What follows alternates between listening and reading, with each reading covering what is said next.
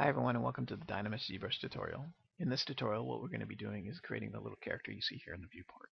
Should be a lot of fun and not very hard to produce. So what I want to do before we actually start sculpting is just open up our ZBrush and just go through a couple different options and areas that we'll need to know, especially for the new users watching. So we're going to go up and we're going to hit our lightbox if nothing opened up for you when you opened up ZBrush, and that just brings up all of our little projects here. You can see that there's quite a few. But for the most part, I usually just pick the default sphere, one of them. You can pick the wax one or just the gray one. I usually start off with the gray. And you can see that our sphere pops up in the middle. Now, the other areas of the interface I want to show you are right at the top here. You're going to have your add and subtract. And basically what that is that's going to tell ZBrush whether we're going to add geometry on our sphere. And I'll just do a little bit right away. So I'm just going to go back to my standard here. See how it's adding? And your intensity tells it how much to add. And you can go to subtract or how much to take away. So again, one of the main little interface things that we'll be using. So I'm just going to hit Control Z to undo. And then we also have our intensity, which again tells us how much to add or take away, or how hard it takes away chunks of material or how much it adds to it. Focal shift I don't really touch too much. Every once in a while I will, but for the most part it usually just stays at default. My draw size just tells me how big my brush is. So you can see right now it's taking quite a bit of geometry away. Control Z to undo, and if I bring my draw size down, it just kind of follows the line. We'll go through a lot more options as we get more and more in depth into the tutorial. So I'll go through all of that stuff as we work. That way you can see the workflow that I use for producing the models that I do. Next, we're going to go over to where you see our little standard. If you hover over it, it'll go to a brush. You're going to left click it, and you can see that brings up all of our different brushes and tools that are built into our brush box, basically our little toolbox brush. And for the most part, again, I don't use too many of them.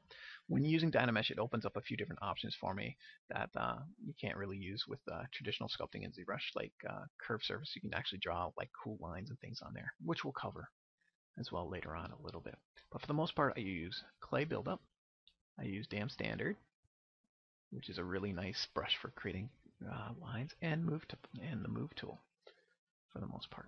Underneath our brush, we have our stroke. I think when you open up, you'll have dots. I usually have mine on freehand. And that's pretty much the basic parts of the interface that I use most of the time. There's lots of different options you can set up for it as well once you're a little bit more familiar with the program. Now if we go over to the right hand side, we have our tool, and underneath we have our subtool. We're just going to select that open, and you can see that's our Dynamesh. And then underneath that we have our geometry, which we're not going to worry too much, other than we're going to find where it says Dynamesh. I'm going to select Dynamesh, and you're going to see a larger version in a box. So you're just going to select that box. And basically when you select that box, it'll have this little option pop up. And you're going to hit yes. And that's just basically turning it into a Dynamesh. Select Dynamesh. And under Modify Topology, you're going to have Equalize Surface Area. And we're just going to equalize that right off the bat. We also have something called resolution. And resolution will change how much resolution we have in Dynamesh as we get a little bit farther in our project. So if we want to change it just a little bit, you're just going to raise it up, optimize points, and we're pretty much ready to go. You can click it off and on too, that works sometimes as well.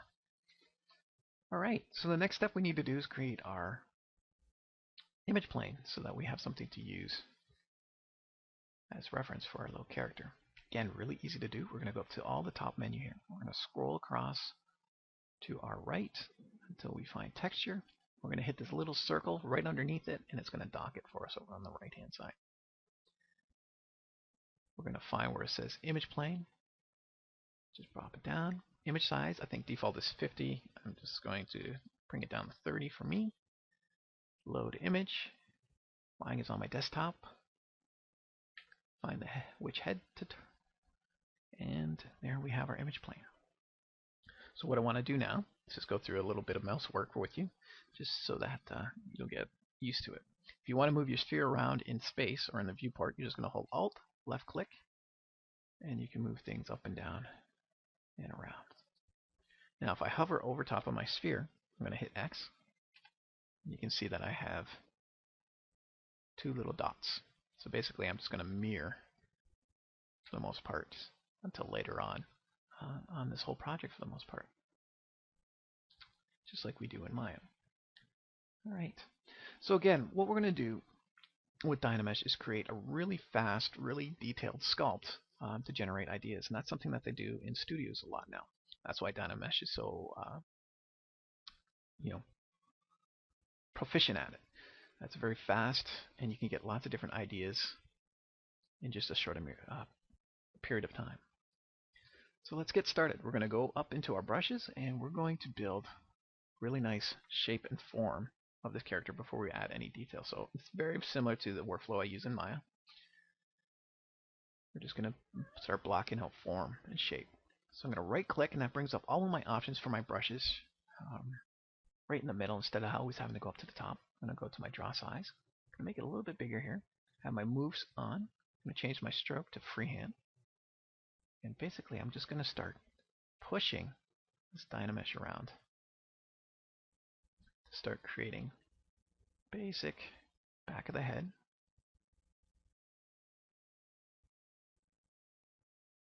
Make our brush smaller by right clicking again. Now if you want to have a true side view, you're just going to hold shift and just click using the left mouse button. You see how that just kind of clicked us over.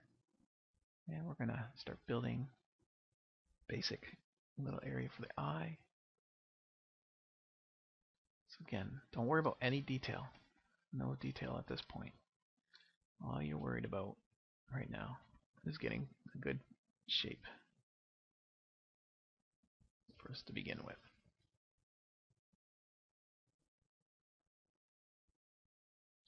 So I'm going to bring in the cheeks now. So again, bring that right down and in. Now if you want to smooth some of this work that you're doing, you're just going to hold down your shift button. You see how it color changes from red to blue? That means you're in smooth mode. So we can smooth that out a bit. And the intensity is up at 100. When you're working with lower resolutions, you want to change that down a little bit as well. And that's something we can do with Dynamesh as well, if you want to get a little bit smoother lines. So I'm just going to bring it over to the middle. We're going to scroll down. Where you see Dynamesh, we're going to bring down our resolution. I'm going to hold down Control, Marquee. You see how things smooth out a little bit faster there? So we just brought our resolution down. Bring it down a little bit more. Marquee. See how we can start seeing? Here, let's put polyframe on so you can see a little bit better. So if I bring it down a little more still, Marquee. You can see that it starts to smooth out a lot faster for us. So that's something we'll be doing quite a bit back and forth as we get the projects a little bit fast. So I'm going to bring up the resolution again just a little. Marquee, see how it got a little bit denser. Turn off polyframe. And we're going to pull out the nose. So I'm going to right click. Make our brush a little bit smaller. Pull out.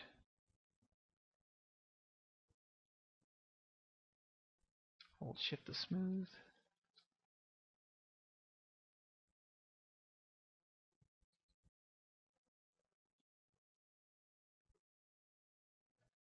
Again, hold Control to bring up our mask. Marquee over in the area and see how it smoothed it out for us. Pretty good right off the bat. We're going to push in to create a mouth cavity. Doesn't have to be perfect at this point, everybody. Just like I say, we're just building basic shapes and form. Now we're going to push this area in. And underneath, we're going to start building cheeks a little.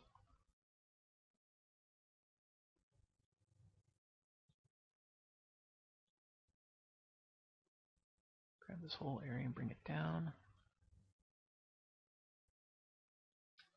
Go to the side. We're going to make a smaller chin. So without even doing anything major, we're starting to get some nice form happening. Bring out the eyebrows a bit.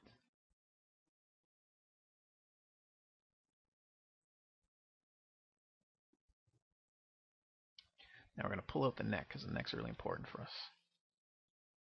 So that'll help us adjust everything else that you see up top there. Now if that happens, just make sure that you're right on top of each other with those little red dots so that the symmetry is pulling right from the middle. There, see, that's much better. Gives us a neck to work with now. Again, go in and start pushing that geometry around. Again, see how it's getting a little pixelated there. Don't panic, nothing to worry about. Marquee again. Smooths out for us. So you can, hopefully for any of the new users that are watching, really see how powerful this is and how fast you can get some really good results.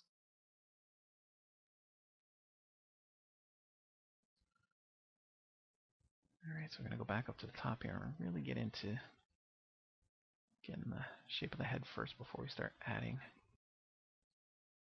the eye sockets.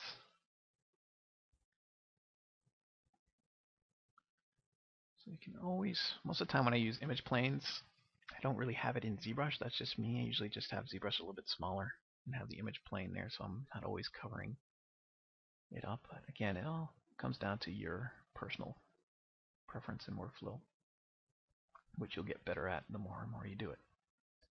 So you can see, starting to build up more of a chin. She's got a pretty pronounced bottom jaw.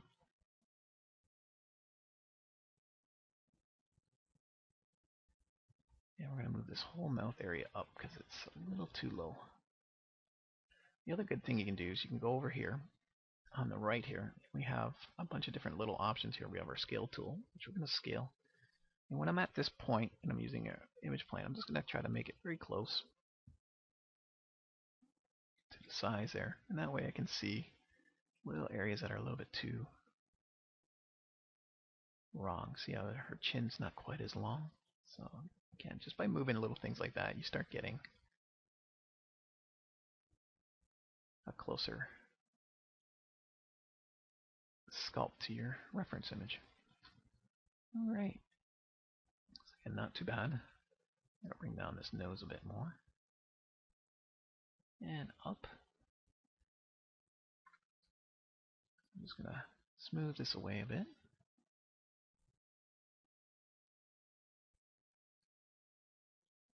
Bring this in. And bring that in a little bit. Alright.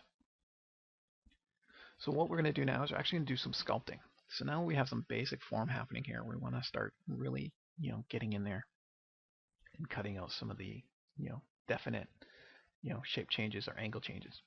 So I'm going to go up, find a new brush. Again, one of the main brushes I use is called Clay Buildup. I usually change it from a square to a circle under my alpha. So again, just left click. Doesn't matter which one you use. And I usually have my intensity down around 10 or so when I'm first starting. So we're going to go in, make sure that your symmetry is on. So make sure you can see two dots. And we're going to start building up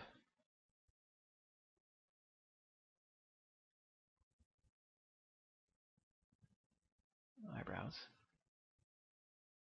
and the cheeks. Now, even though this is a more cartoony little character we have going here, we still want to really follow, the anatomy of a real face.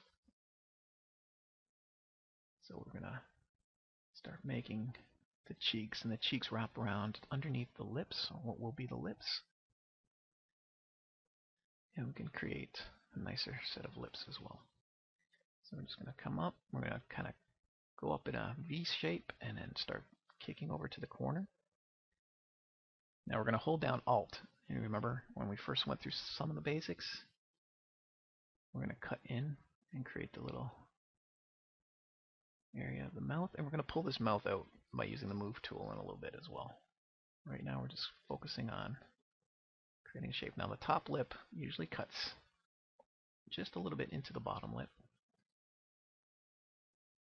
So again, lots of switching brush sizes so you can see as I'm going. And pull this out. So again, it's all about shape right now, guys.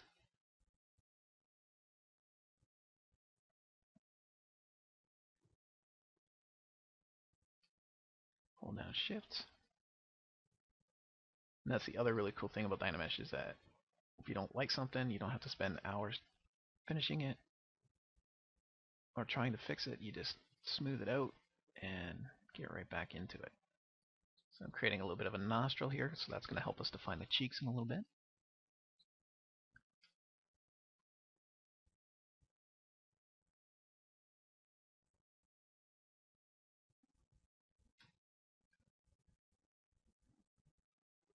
Get marquee over top just by holding your control.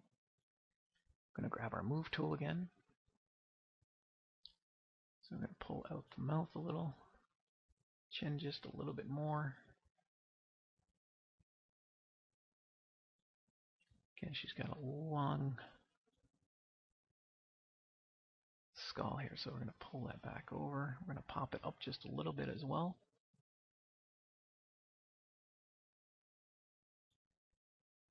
Now I'm doing all of this with the mouse. You can use a tablet if you want as well. If your ZBrush is set up for tablets.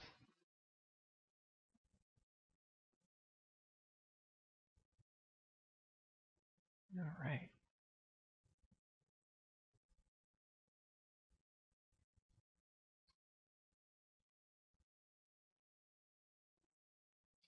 It's always good just to keep moving over your whole sculpt. You don't want to focus too much on one area, especially at the beginning. You want your character to have the same look and feel. Because sometimes if you do all the detail in one little area and you come back to it, say the next day or a couple days later, you might not be in the same frame of mind, so things might start looking a little different in different sections. So just like painting, you want to move over your whole sculpt as you work. I'm going to bring up this area here.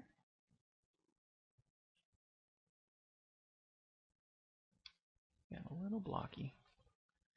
So we're going to bring down our resolution again real quick. Control marquee, see how it changed. Now we can smooth a little bit faster. We'll bring it down just a little bit more. There we go.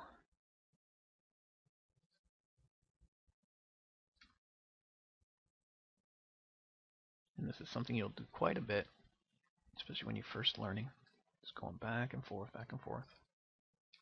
until you get familiar with using your fingers for different keys, and it helps speed you up. So you can see right now I'm just kind of making sure my profile is really nice here. Just as important as shape.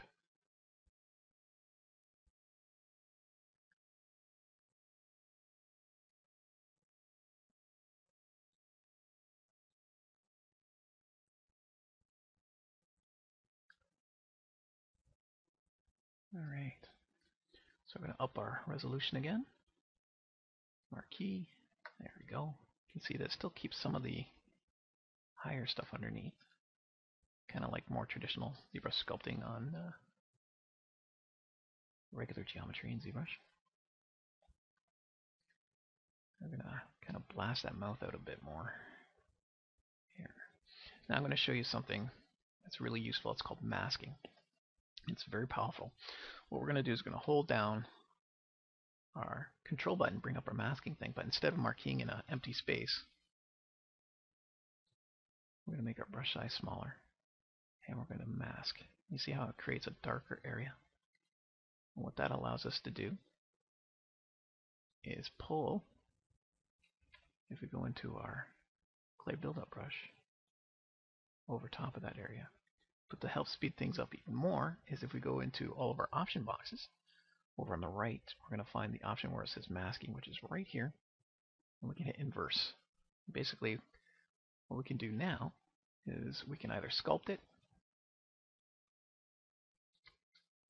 We hold Alt to do the negative action that we want.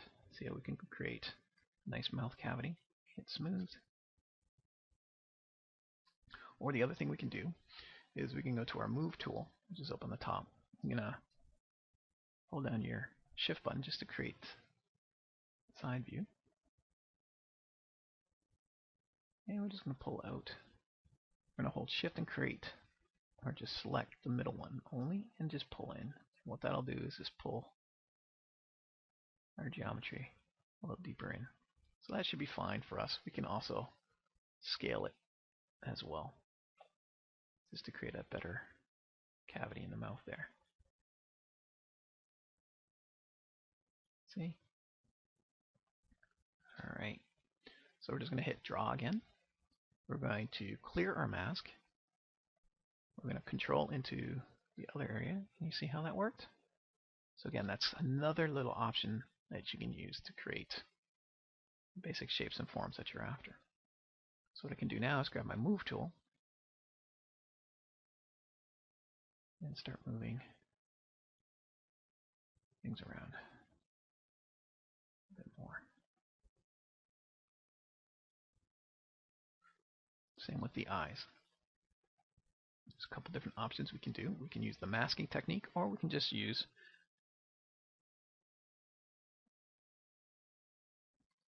the move. And move is pretty much what I use for the most part. Masking comes in really handy for adding details, say like wrinkles and things like that.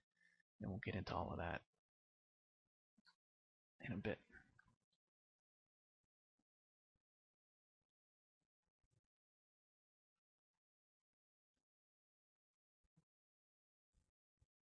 So I just want to have a nice deep cavity there.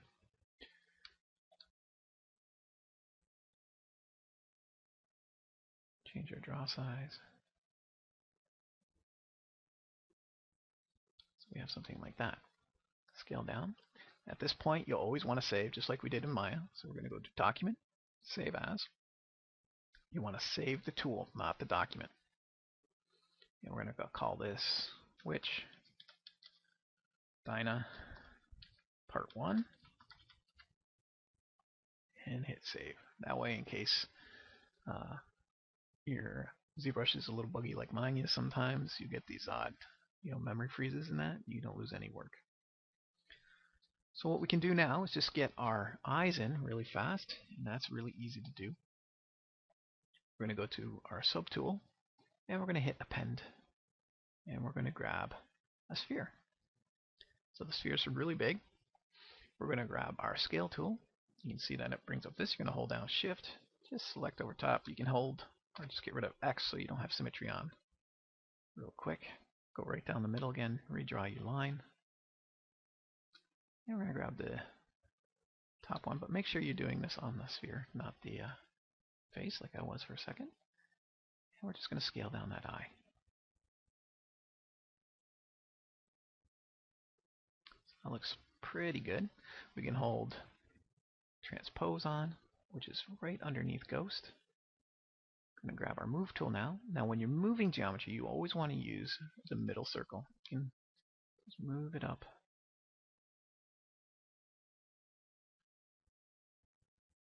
Holding Shift while you make those little lines. And that might be a little big. Grab Scale again, Shift over top. Or just make sure you're on top of that. This is the tricky part. Sometimes it goes big, sometimes it goes small. This is the one little thing about ZBrush that can be a little bit troublesome. And there we go. So we're going to bring that back into position.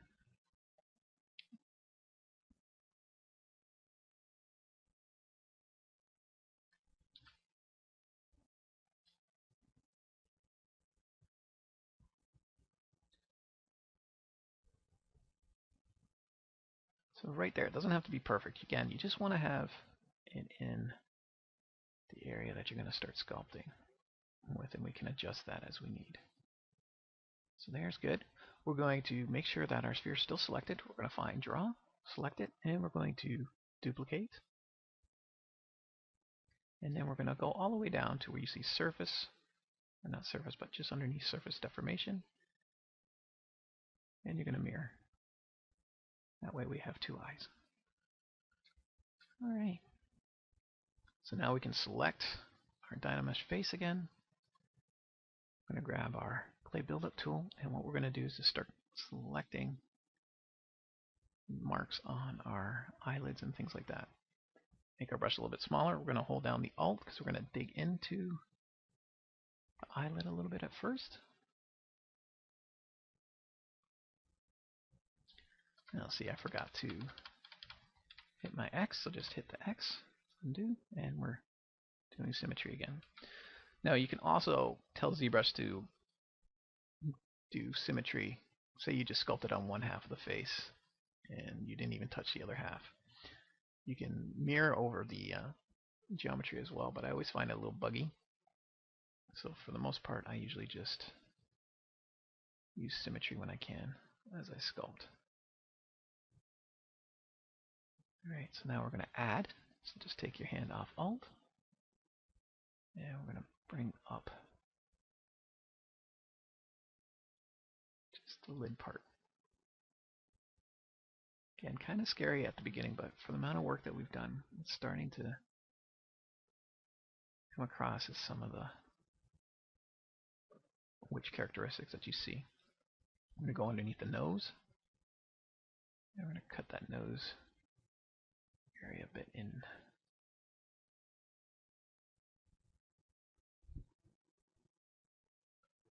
Underneath the mouth and cheeks.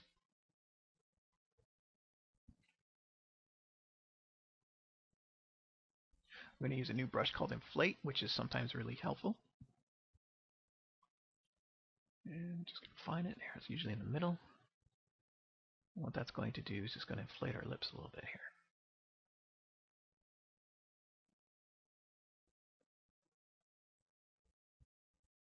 Again, they're a little too circular at the moment, but again, we'll fix all of that. And the cheeks. Control marquee in the middle. Alright. Go back into our clay buildup. We're going to cut into the side part of the lip. Come underneath. Create a bigger bottom lip.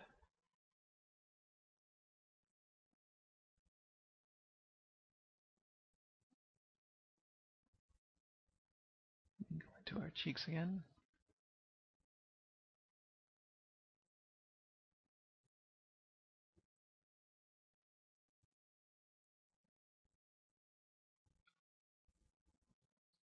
I'm going to move parts of our lip.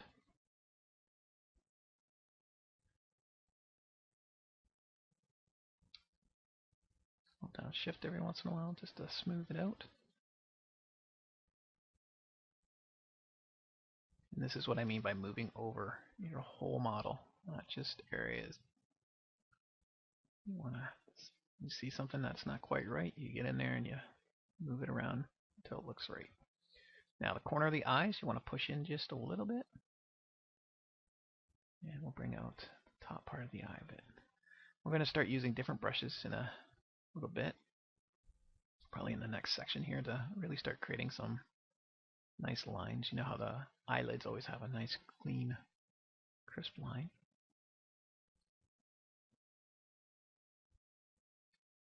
I'm going to move this whole neck forward a bit.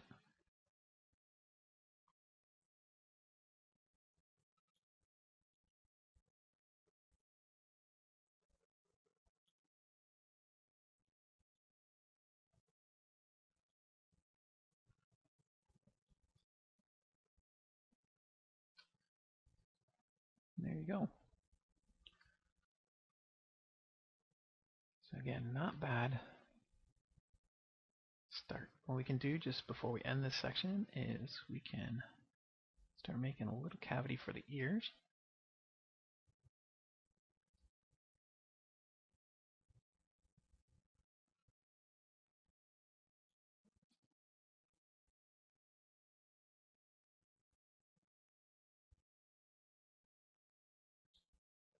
And we're going to grab our clay buildup. Now there's a couple different ways you can do ears. I'm just going to save real quick. And whenever you make major changes, save your work. It takes 10 seconds. Save you lots of trouble. So we're just going to grab our clay buildup. And we're just going to make some basic shapes of the ears in the position that we want them for. Now usually the ears come right off where the jaw will be, and we'll create a bit more of a better jaw for her as well.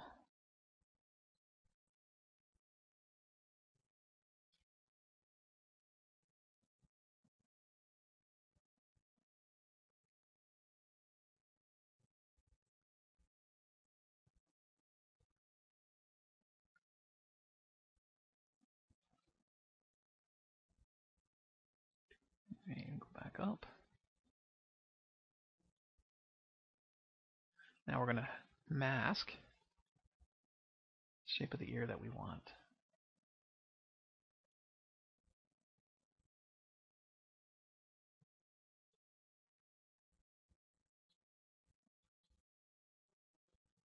Something like that will work. And then we're going to go into our deformation, and we're going to use a new little tool that we haven't used yet. And we're going to go inflate.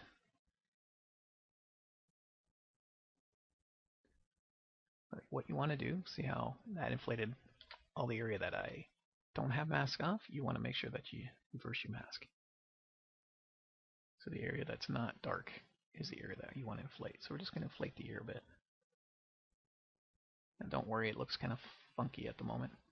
That's fine. We just want to get the basic shapes happening. So we can clear a mask, Control Marquee in a different area, hold Shift.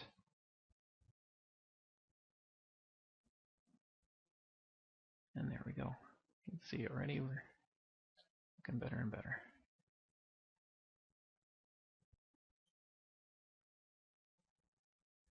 Alright. So I'm just going to hold my Alt. I'm going to cut into this area real quick. I'm going to bring up my intensity just to move it around a little bit more.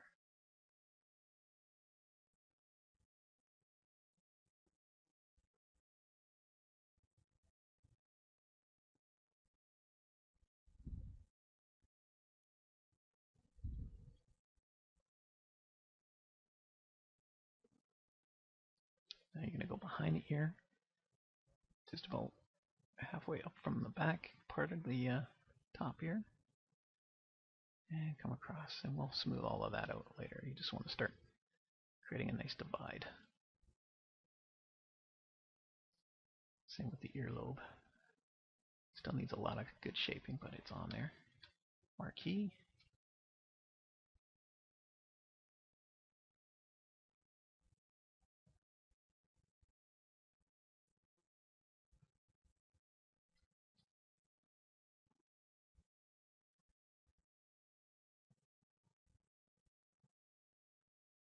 There we go. And just smooth. Alright. So what you guys can do in between sections, if you want, is just kind of go in and just use your move tool and start creating a little bit nicer shapes all over your whole character here. And in the next section, what we're going to do is just keep working, keep creating nicer, more refined shapes. We're going to get into the eyes, and we're going to start really focusing on different forms in different areas of the face, like the cheeks and how the eyes lay in the head and things like that. So I hope you guys are learning a lot, and I'll talk to you guys soon. Have fun.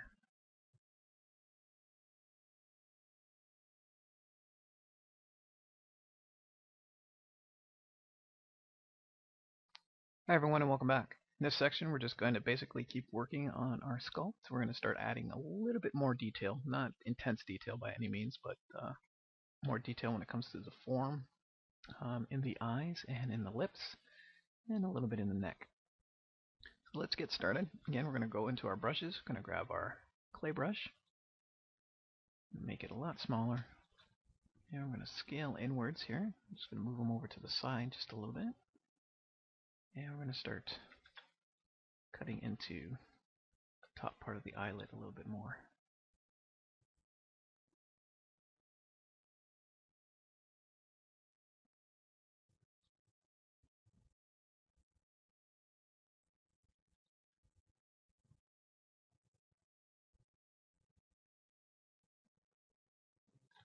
And every once in a while, just marquee over into the area just to smooth your Dynamesh.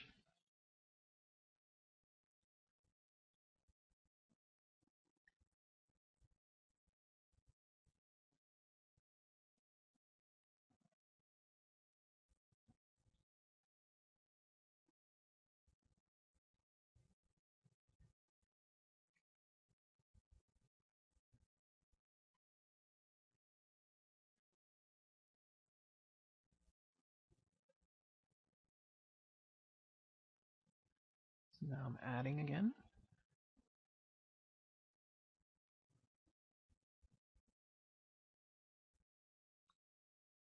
So we're going to use a polish brush to polish that all nice and crisp up later on. And we're going to go in and just the top part of the nose bit.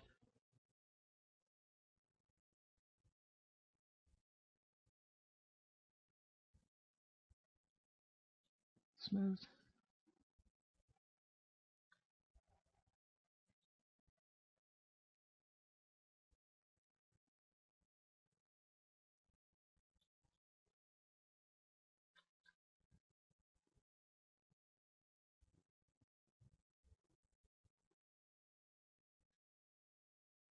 I'm going to go into the nostril area real fast.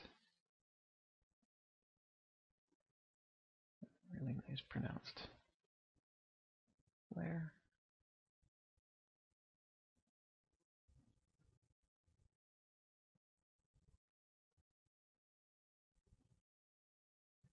Smooth a bit.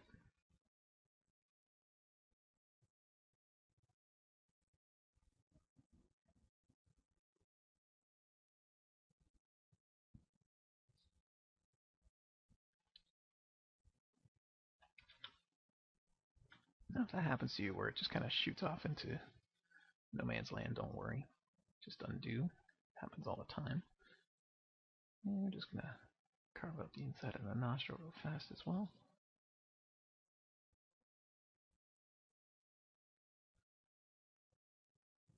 And into the cheek a bit more. Cheeks can be a little tricky sometimes. Again, you want to follow a nice form, so you just want to kind of block in those areas here. Turn down our intensity a bit here. Smooth.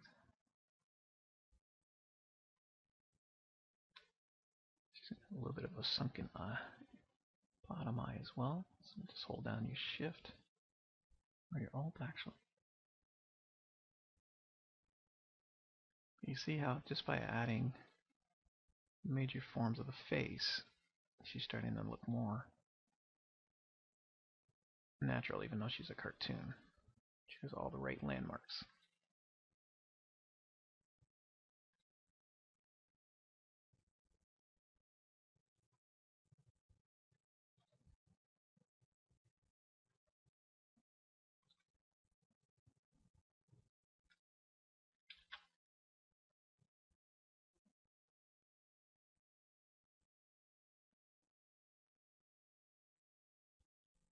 And basically at this point, it's all about just looking at our reference and just building up slowly but surely. A bit more of a pronounced jaw now.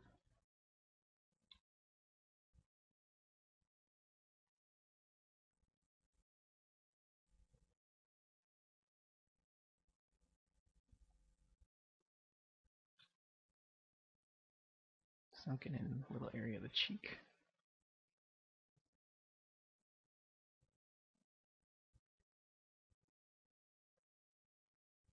wrinkly skin on the neck a bit. You won't see too much of the neck when she has her hood up, but you want to put it in there just for the little areas you might see.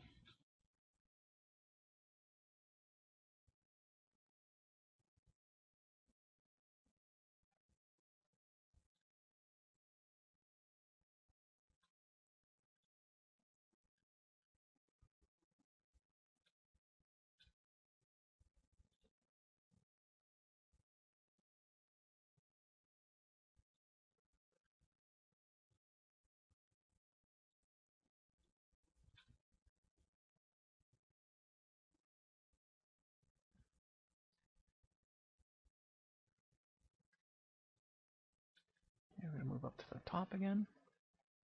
It's going to bring down the forehead just a little bit.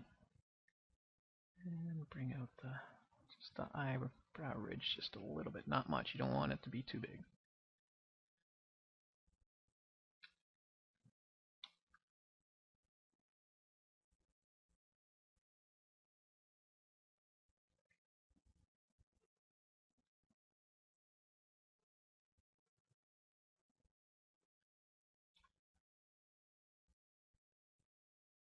Smooth it out.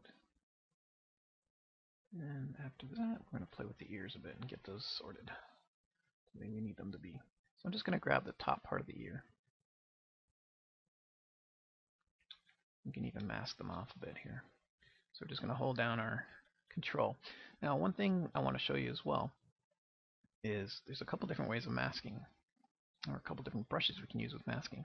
So if you're on your model here and you just hold down your control button, it'll paint like a brush right away, right? But if you go in and hold down your control and go to your brush options here, we have a bunch of different little options you can use just for masking. So we have a circle that we can use, we have a curve, a pen, which is basically the default, and a lasso. I use the lasso a lot.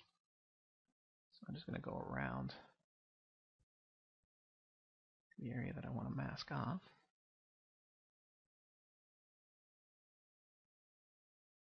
It's a little big, and I can inverse it. Now I can paint, or I can use the lasso tool as well. I'm just going to come around and reverse it, and you see how that's starting to work. Now that I have the basic shape, I can go in and change again to my pen, make my area a little smaller, and I have a lot more control over where I want to mask, because I want to pull out the top part of the ear from the skull, especially in the back area.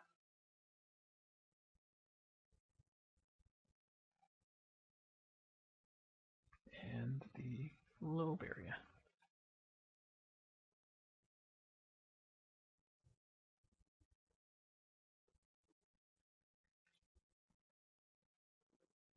So that should be fine for now. So what I can do is just grab my move, and I don't have to worry about moving anything else now other than the top part of the ear. See how that works? Really get it to come off.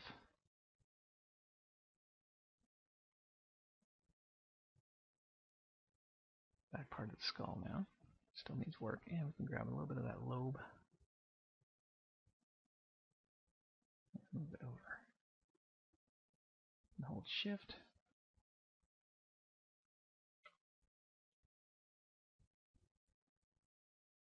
Again, always look at your form. Always rotate around. Make sure that all your planes are working right as you work. So while I still have it masked, I'm going to grab my build up tool. Oops. And we're just going to subtract. So we're going to hold down Alt.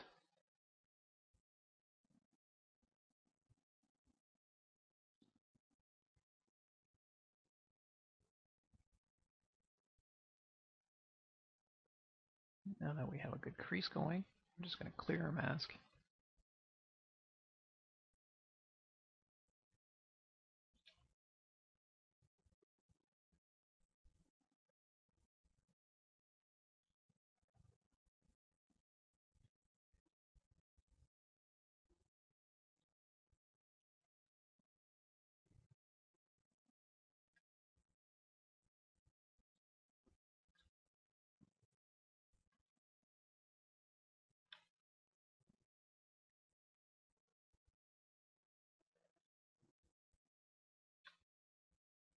Alright, so grab our move tool again.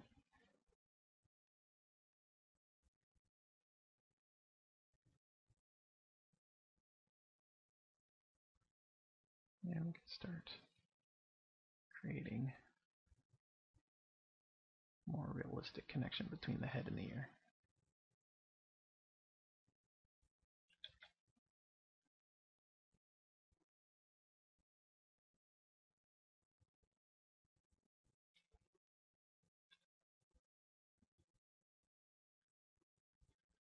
And the other thing we can use is a new tool that we haven't used before called pinch. So he's usually down near the bottom there. There he is. We're going to tone down the intensity. And what pinch allows us to do is just brings together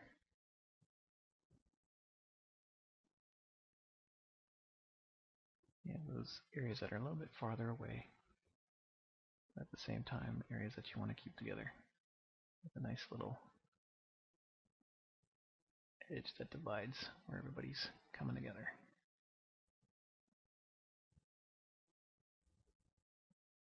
Okay. So we're just going to take a look at our character from the front, make sure that those ears aren't too high. They look not too bad. So we're going to go work on the inside. The ears are kind of like a little model all themselves. They got a lot of different little things going on. Lots of direction changes. I'm just going to kind of carve out the inside there.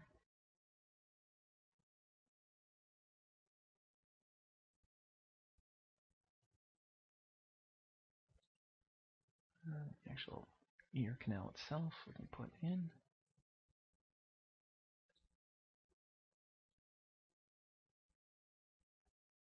And this will all get better and faster with time, guys. If you're a little bit slower than the tutorial, don't worry. I've been doing this for a while now, actually.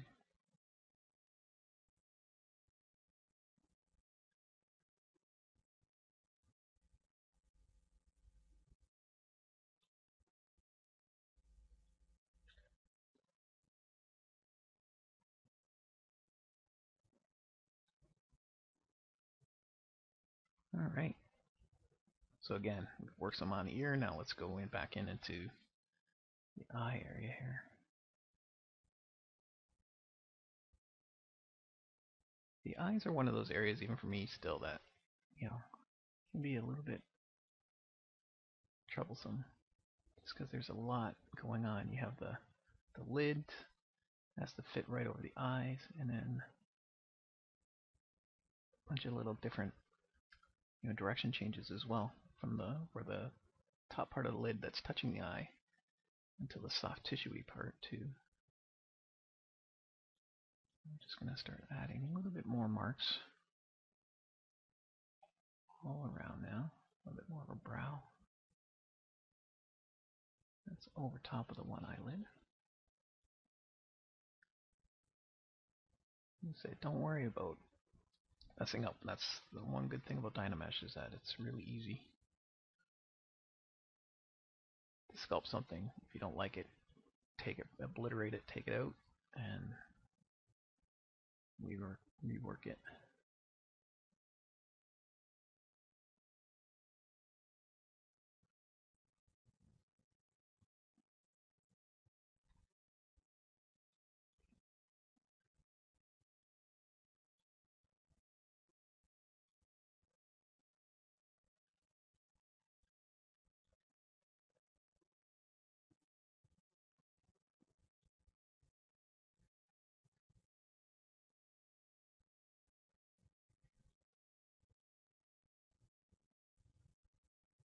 And see how just by adding more and more lines as we go, starting to get a better look. So let's square off that jaw a bit more here. So we're just going to grab our move tool.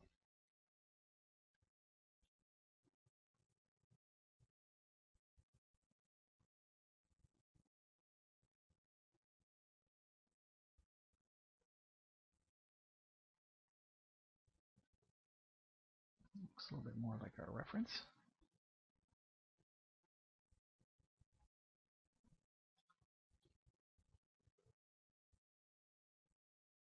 bring the sides of the eyes in just a little.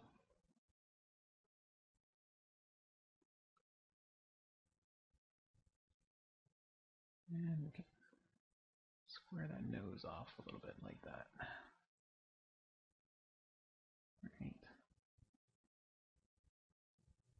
Bring the top lip out a little.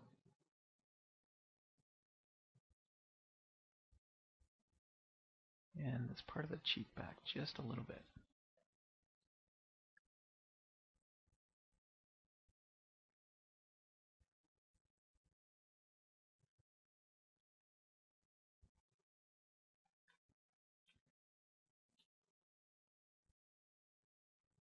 So you can see it's really starting to look more organic now.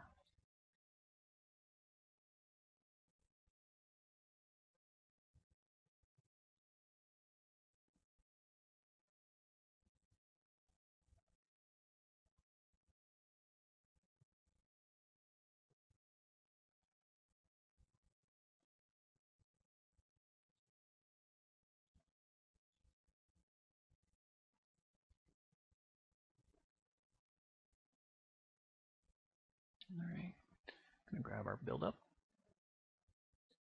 Now we're going to start making just a little bit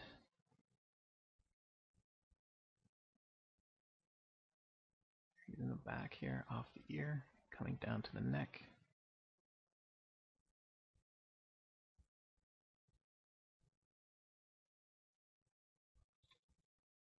Not too pronounced, but enough just to know that it's underneath the skin.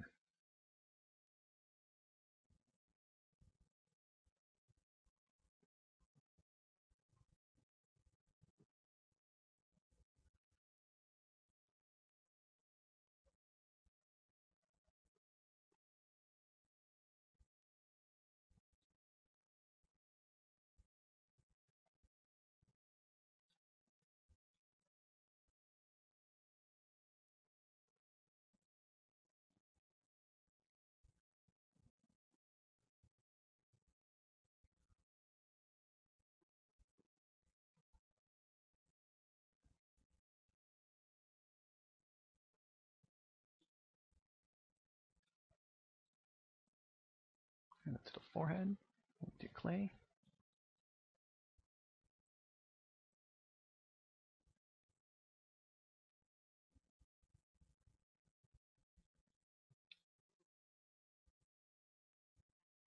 Turn down the intensity just a little bit. Say about 8.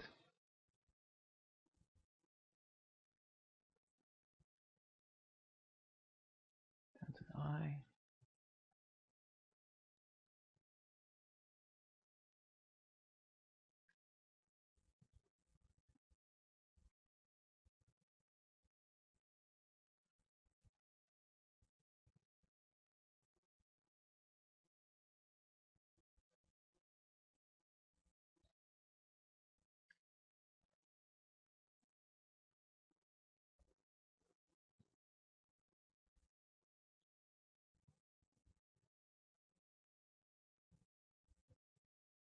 So the really cool thing about this is pretty much a real-time model. I haven't done anything in between.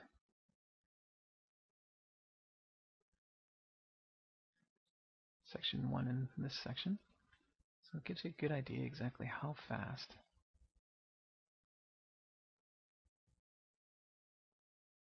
this is.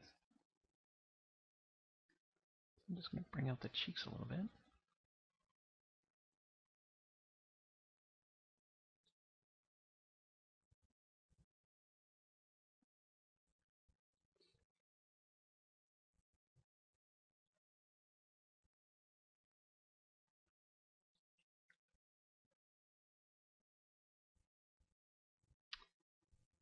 You can see I just smoothed there. Just to get, again, we're still more concerned about form and shape now than detail, but the detail's starting to come all on its own pretty much. So let's work on these lips a bit here. Lips are again one of those areas that can be a little bit trouble. Let's just up the resolution a little here.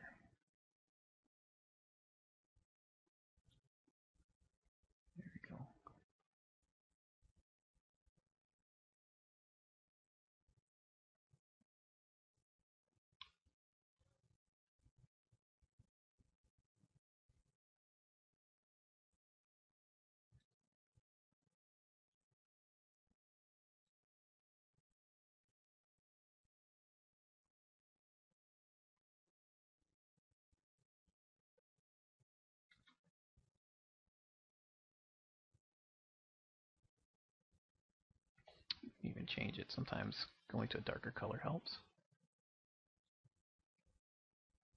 And you can just make it a little lighter. Sometimes darker colors let you see.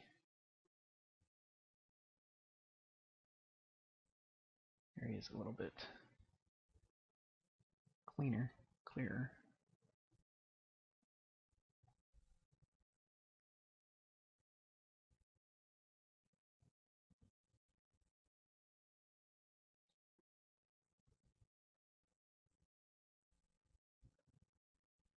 Now, I'm going to show you something new that we haven't done before. Now that we're working on the mouth, and you want to say make the inside of the mouth a little bit, wider or a little bit sharper, what we can do is we're going to hold down our Shift and Control button at the same time, and that is going to just select just the inside of the mouth. Now, if you can't see the inside, see how we can still see our background there?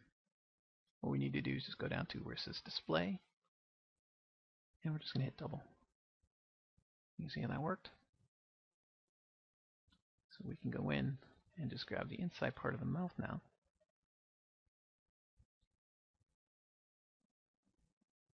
And shape it just a little bit bigger. So we have a little bit more of a cavity looking in there.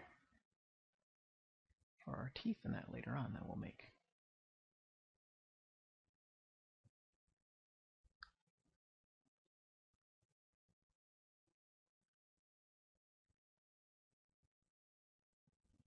And we can just, when we want to bring it back, we're just going to hold Shift Control again, just in a area.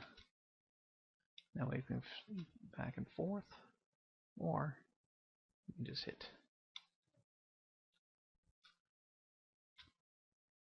Shift and Control in a different area.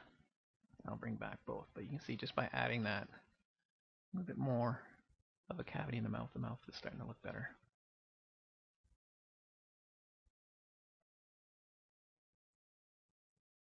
So we're going to use our Inflate tool again. Should still be loaded if you're still working. Bring down the intensity quite a bit. Those lips a little thicker there, so we have a little bit more to sculpt. Grab our Move tool.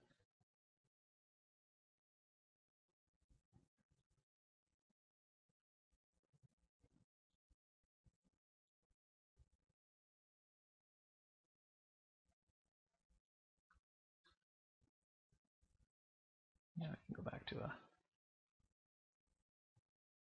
other color if you want. Go back to Skin Shade. There you go, that's not bad.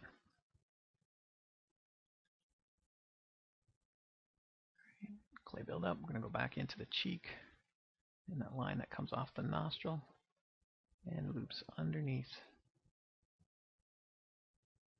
the lip.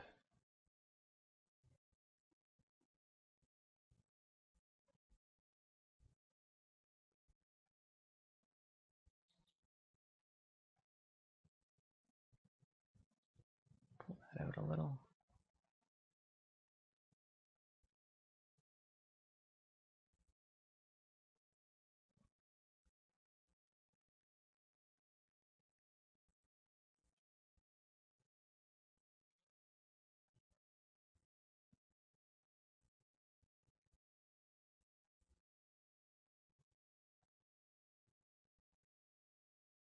Now as the lips come to the sides, they get a little thinner. Not too thin, just enough to differentiate the top and bottom.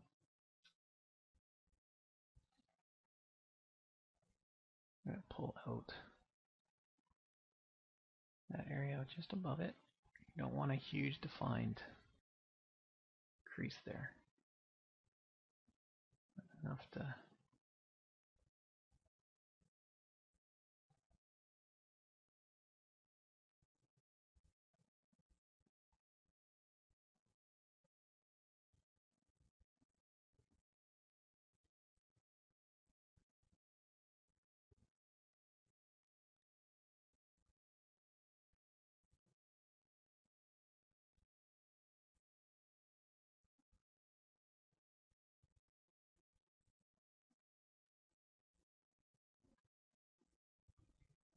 grab your inflate tool. We're going to go with the inside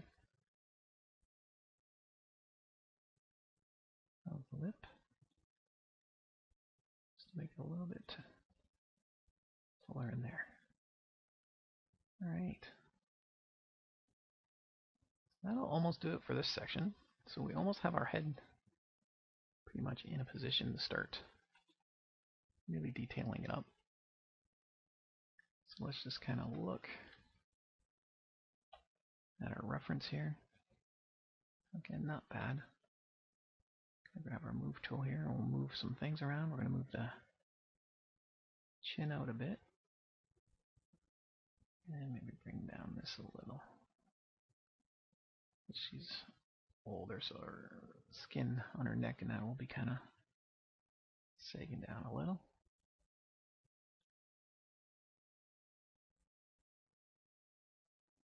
Pull back the top part of the head a little.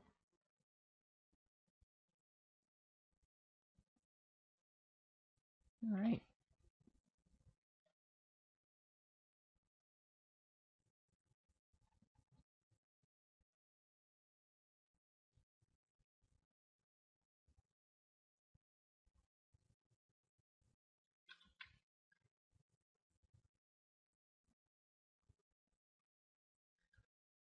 Let's bring in those cheeks a little here as well.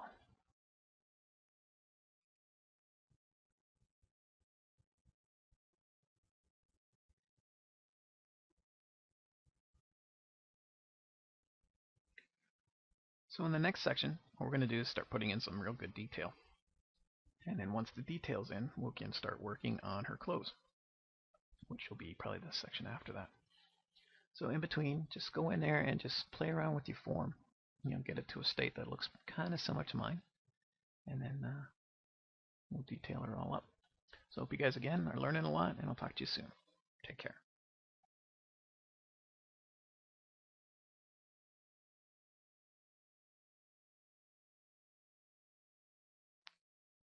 Welcome back. In this section, we're going to do a little bit more sculpting on the face, just to get the last few little planes and details in there before we actually get into the other areas of our little character here, the actual hood. So let's start. We're just going to zoom in, and we're going to play around with a couple different brushes just to help us build a little bit more defined lines in some of the areas here. So we're going to go up to our brush tab, and we're going to find something called our polish tool. What polish tool basically does is it will take a little bit of the geometry away to create a nice harder edge. So if you see, I'm just going to have the intensity up a little bit so you can see a little bit faster how it creates a little bit of an edge. If you notice in a lot of like Disney animation, especially the 3D stuff, a lot of it has a little bit of a harder edge on some of the areas like the chin and parts of the nose and that. So we're just going to kind of go around just looking at our form a bit here off the start in this section. So we can do that up in the nose as well. See how we can just kind of give it a lot more personality instead of just a blob. And you can just use your little smooth tool by hitting shift again. You want to drop the intensity down, say to about 20, 25 or so. And you just go back and forth, following angles that you want to show.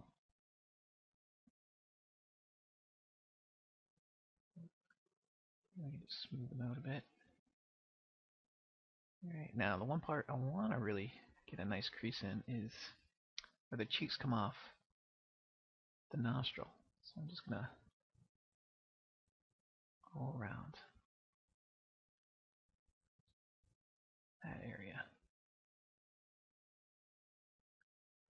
Now there's also another tool that I want to show you guys as well when it comes to just sculpting. If you're having a hard time, say you use a mouse like I do, because I don't use a tablet, and you want to have a little bit more precision on your lines, what we're going to do is we're going to go to something called Lazy Mouse. So under Stroke in your top menu, you're going to select that. You're just going to dock it over to the right. And you're going to find Lazy Mouse. You're just going to hit Lazy Mouse. And what that allows us to do, see how we have a little bit of a line now? It just kind of slows the mouse down, but it'll track along the lines a little bit better that you want to keep. So again, very, very useful, especially for people like me who still prefer the mouse over the tablet right now. So we can come underneath the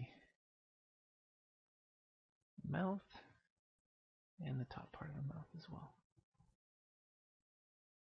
But you can see by adding a little bit of the edge, we're starting to get a really nice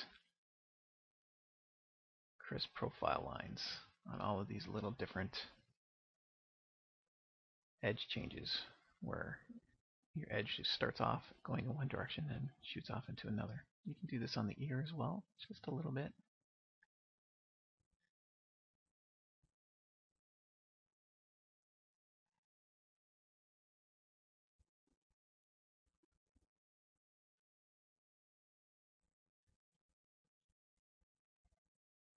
Pretty much anywhere where you have a really defined direction change.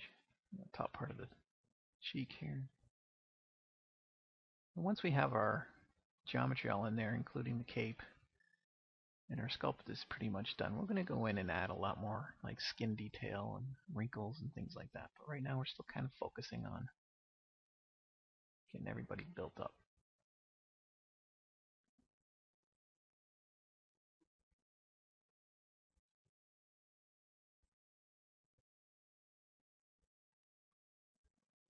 And that's our polish tool. We have other tools that do the same thing, just a little bit more forceful, a little bit more power. So if you have like planar, you can just go in there, see how you can do that. Just kind of cuts in a little bit more, but it's something again you have to be a little bit careful with. That's why I like polish, because you can just have a little bit more control. Now going back to the polish brush, there's one other area that I want to spend a little bit more time on using the polish, and that's the eyes. And remember, if we want to just select or isolate a certain section of the model, we're just going to hold Shift and Control. I'm just going to marquee over the eyes of it. We're going to zoom in. And we're going to use that lazy mouse. And we're going to create a little bit more of a defined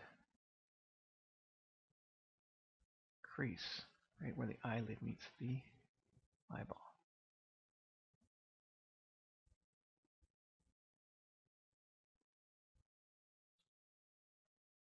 Every once in a while, remember to marquee into a open area just to smooth out any of the work that you've been working on. It gets a little bumpy. And up the intensity a little.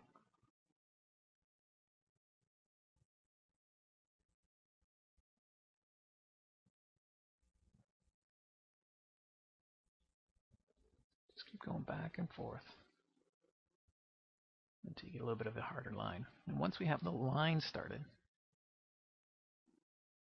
that has a little bit more of that crisp edge that we're after, you can go in and grab another tool, which I think we used once before in an earlier section, pinch.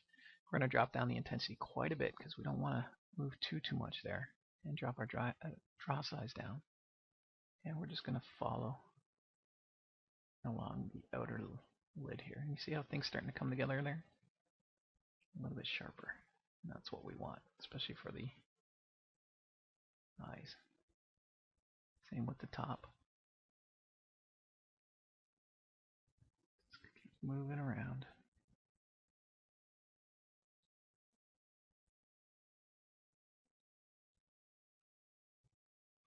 We're going to go back in and grab our damn standard brush.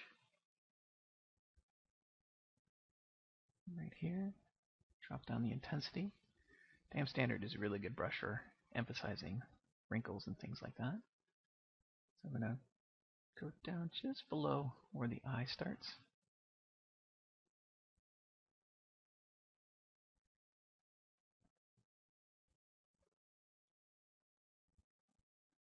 Like that. And just around the upper part of the eye. Now we're going to have to add some resolution here. So to be safe, what we're going to do is just going to hit Control, Shift and Control, marquee out in the area.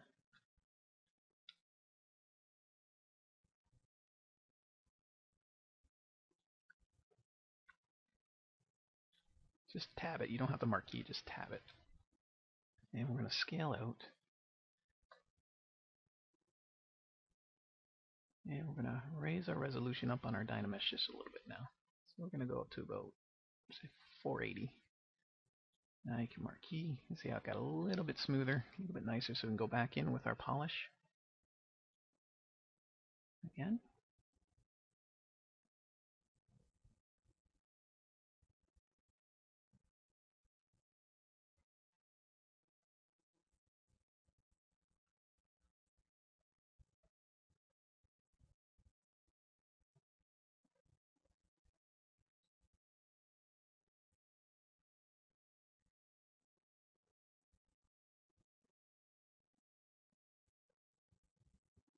It's slowly building up.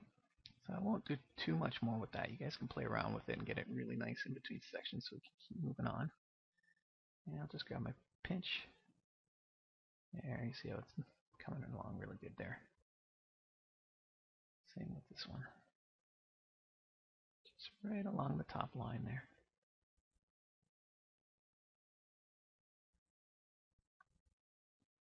Grab our damn standard brush. And we're just going to go and make a little bit more of a defined line up on top. Now that lazy mouse can be applied to any of your brushes pretty much. So if your hand's a little wiggly, it's a really good tool to use on any of your sculpting there. It's actually like little areas like inside the area of the nose. Yeah, it brings a nice little curve there. Just marquee. And we can scale out. Alright, so like I say, I really like the planar brush, or the polish brush, for creating just a little bit more form and definition on our character's face. So that's pretty much the face. Like, there's not much more we can add to it other than getting into some of the finer details. So let's get into the other basic huge shape that we have, which is the actual hood. Now there's a couple ways of going about the hood, but what I normally do, just to help speed things up, is I'll just duplicate my subtool real fast. So I'm just going to grab my head. I'm going to move down just a little bit where you see duplicate. And I'm going to hide the original one. And just select my duplicated face. Now we're going to kind of obliterate this really fast, but don't worry. Again, like I say, it's just a little bit faster than creating a brand new piece of geometry. We're going to find where you see adaptive or trim dynamic, whichever one you want, it doesn't really matter. And we're just going to kind of obliterate the front part of the face. And we're going to pull the cloak out from that. So we're just going to kind of obliterate all that front detail.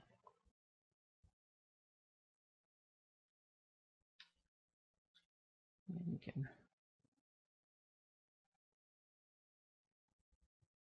bring that right down.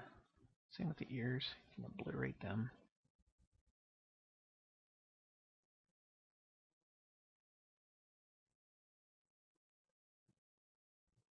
Once you have a cavity started,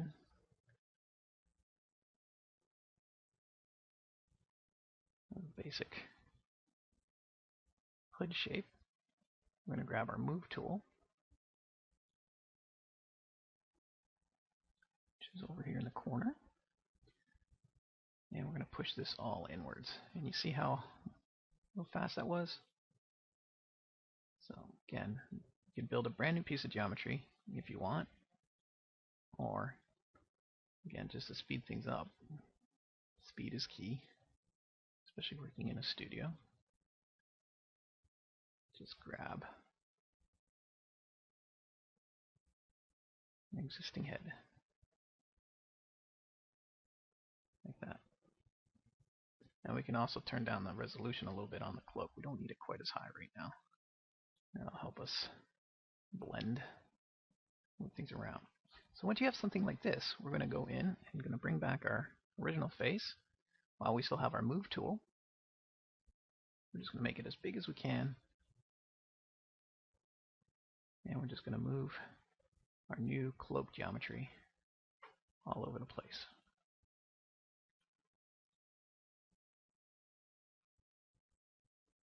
And again, this is why Dynamesh is so awesome.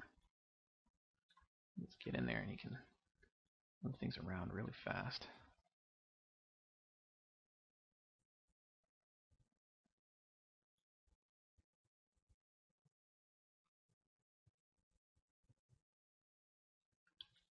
Just be careful on the back part here. You want to make sure that both comes together.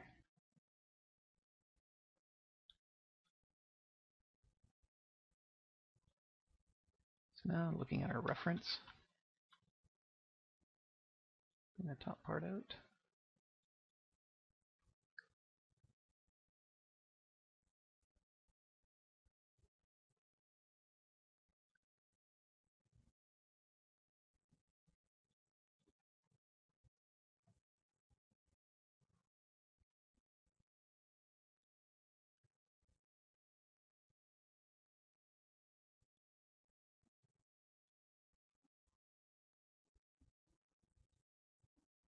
Now, just on the inside there, you want to make sure that's not touching the ears or anything like that. So we're just going to keep pushing that geometry inside. It looks a little bit more natural. So we can even hide our face again real quick.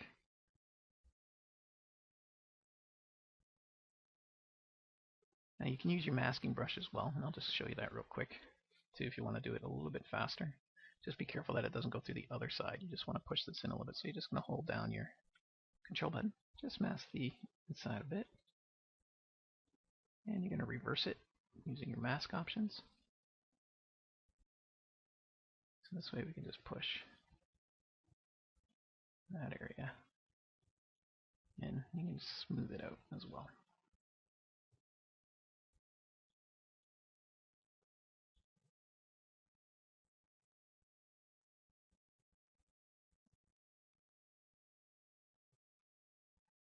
Reverse, pull that down, smooth it.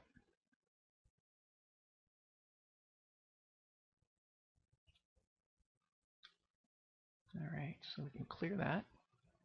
We're going to bring down our resolution a little bit more as well. Yeah, I'm going to smooth this out quite a bit. We're going to turn our intensity up just to get that edge fixed up on the bottom here.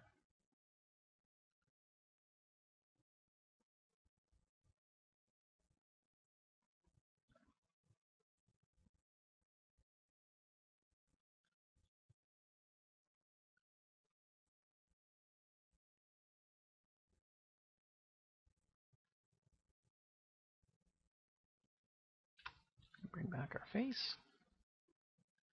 Again, look at our reference. So this comes out quite a bit more.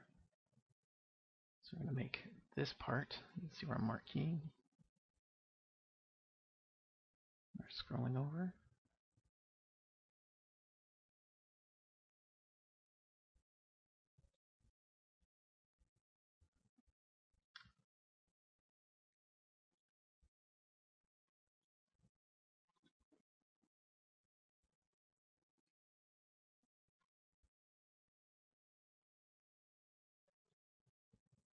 So once we have the basic shape started, we're getting closer here. Let's start adding some more defined lines like we did for the face, and that's really going to help the cloak pop out at us. I'm going to make your brush a lot smaller. This area is going to move inwards a little bit as it kind of comes out to the side.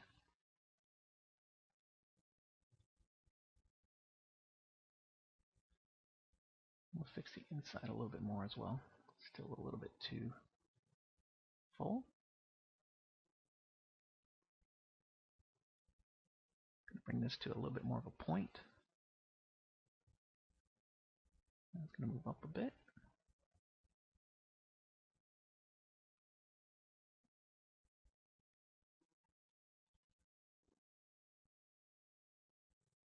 Now the one thing I want everybody to start thinking of is how material folds on top of each other, especially when you're wearing a hood. So this is going to start collapsing over top of the shoulder area. Just move this back and move that back as well. So we have something that looks very similar to that. Again, let's make the shoulders up a little bit higher. We want to kind of keep it close to our reference as well. And we'll bring this out.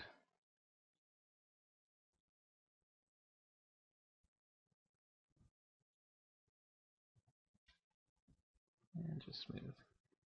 So we made some really big changes to our project here, so we're going to save. So I'm just going to say document, save as. Save the tool, remember. And we're going to have this as part 3.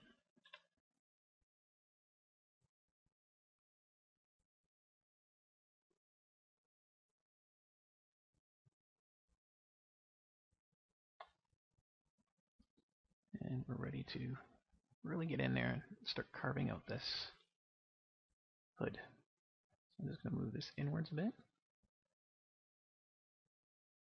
And I'm going to push this down around the neck a lot more. We can go into our little side toolbar here, and we're going to hit something called Transpose. And what that allows me to do is see where the neck is from the inside there a little bit better. Okay, we're just going to push that, make sure it looks like it's going down.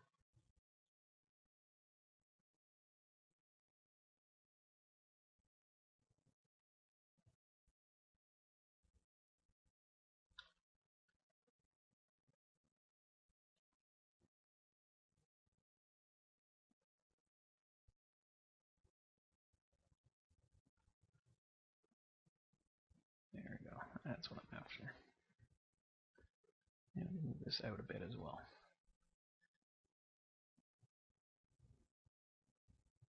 Alright, so let's bump up the resolution a bit more. So again, we're just going to bump up, say, about 300, 325. Around that area will be fine. Marquee, get a little bit more geometry to move and pull around. Now we're going to go up and we're going to actually use our inflate tool once again, because we want to kind of, if you look at our reference, we got a little bit of an edge there, and this area right here is a little bit too tight. So we're going to find our inflate, make our brush a little bit smaller, and we're just going to kind of go around this little area right here. At first, marquee, just to flatten it out. There we go. And we're actually going to grab our damn standard brush again. See, that's one of the tools I use the most. I'm going to go straight down the middle, and we're going to start cutting this out a little bit so it looks like a seam.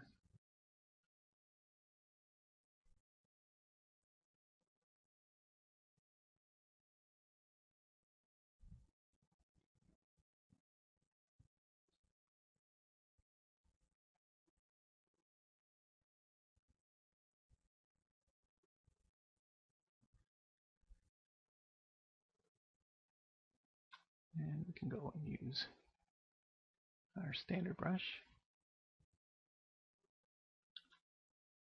And again, just keep cutting into that area a bit.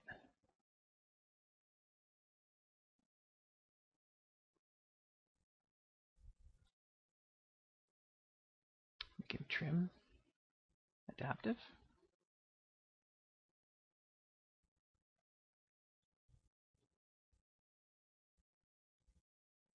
A bit as well.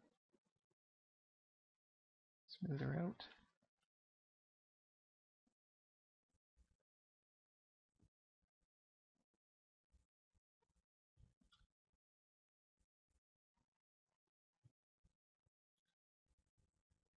Grab our inflate. I'm going to inflate the sides up a bit here.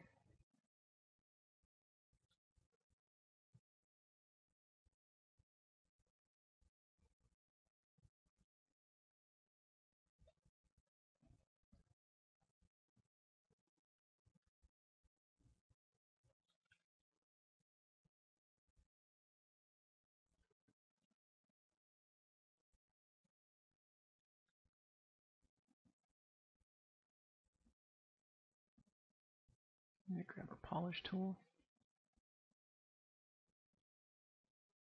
And we're going to start polishing the edges of our cloak.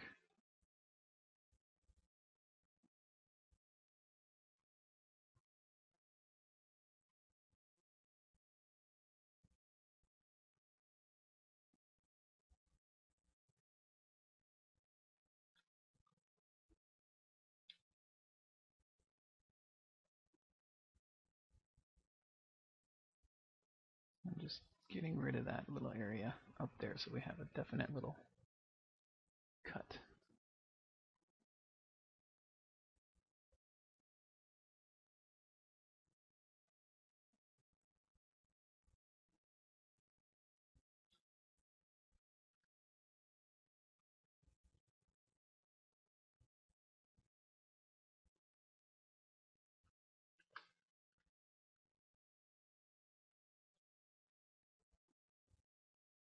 There we go.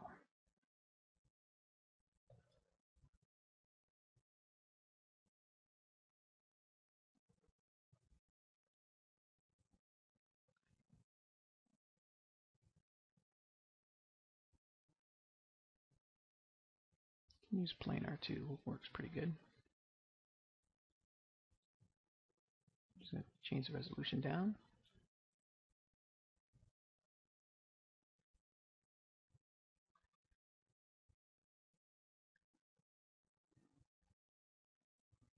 Just takes a second to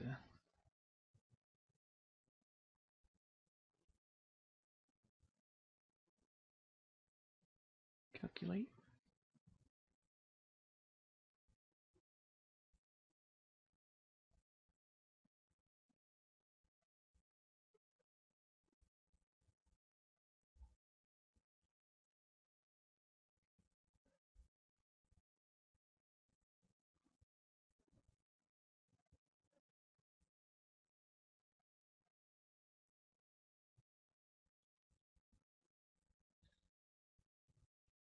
Just keep going over any of those little spots that just kind of hang around there until they disappear, which it almost has now.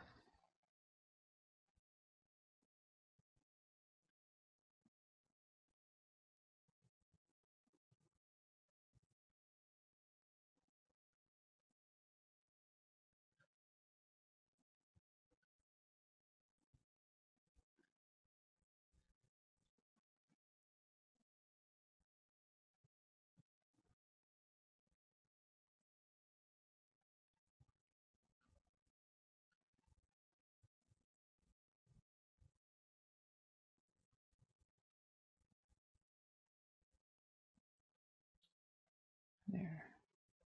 You see now we have an opening. Scale, move our resolution back up a bit. Marquee. And we can grab our inflate real fast again. And we're just going to inflate this part. Again, if you're having trouble just using your mouse, put your lazy mouse on. It really helps. If you have a little bit of a shakier hand.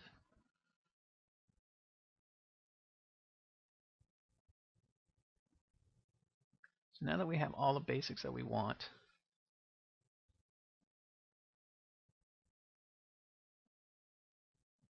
in this area here, the cloak, we can start going in and adding more detail. So the other thing when you're working with clothes is you always want to kind of think of all the stress points in a clothes. You know, where all the little areas start to pull away, like on the shoulder and that. That's what we're going to work on first. So we're going to grab our damn standard brush again. And we're going to work on the top part of the hood. We can actually hide the face for now. I'm just going to look at our reference here, and we have this really defined edge up there. So we're going to turn on my lazy stroke, my lazy mouse a bit. I'm going to put it a little bit higher. Higher you go, sometimes you get little dots. Just go back and forth. Just want to kind of make the areas where you want to pull out that detail a little bit.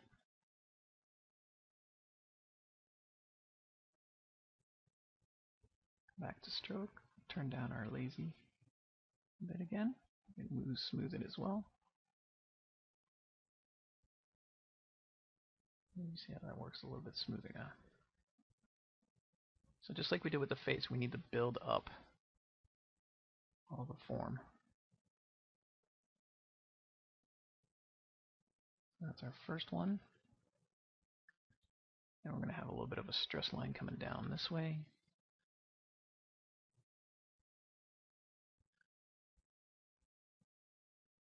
And then down in here.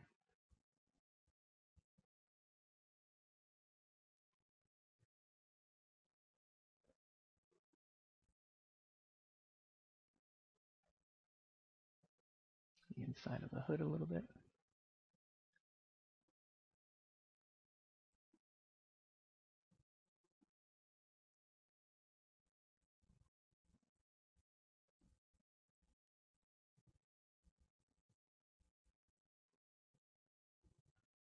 It's going to come down here. If you have a hoodie or something at home too, you can just put that on, take a picture. That'll help as well. Underneath back part, like I say, no real detail. We're just kind of mapping out right now. Here. A little too intense up there. Alright, so we're going to smooth this a bit. And what we're going to do now is going to, again, inflate just the outer edge a little bit because we're going to make these nice and flat in a second. I'm going to grab our polish tool. We're just going to go back and forth along the outside edge first. You turn the intensity up on the cloak here.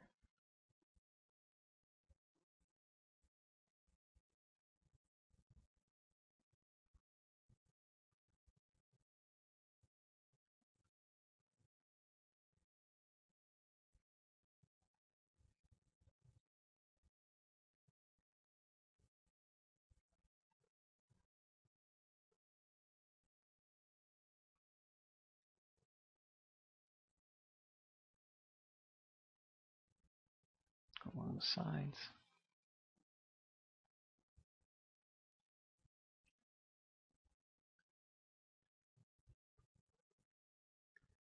You can also try our trim adaptive again just to get a little bit faster results. It's up way too high.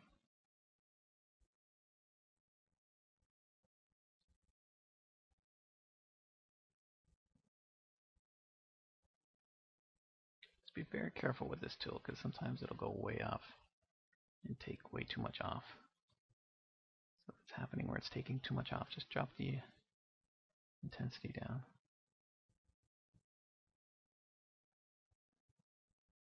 A bit, and then come on to the top.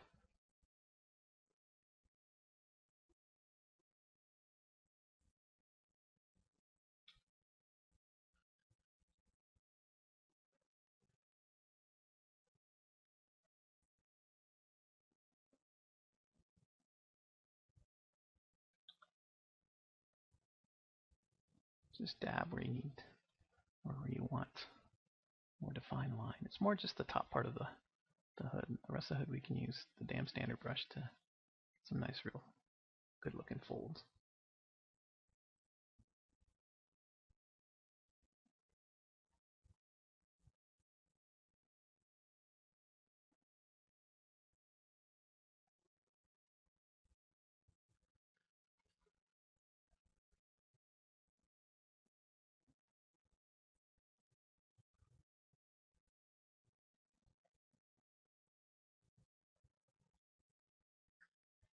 You can see how it's starting to have a little bit more of a fabric-y feel, how it's laying.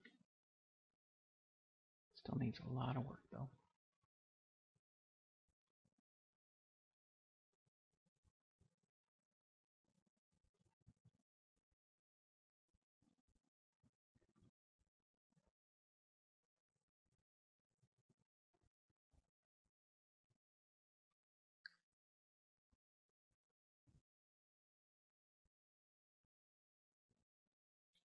Alright, that'll pretty much do it for this section. In the next section, we're just going to keep working on our cloak. If you want, just play around with it as much as you want. Just try to get it looking a little bit closer to what you see here in the reference. I'm going to play around with it a little bit. I'm not going to use any new tools or anything like that, just basically using my planar, my polish, and my dam standard just to start making a little bit more defined lines. And we'll see how far we get in the next section. So again, I hope you guys are doing okay, and I'll talk to you all soon. Take care.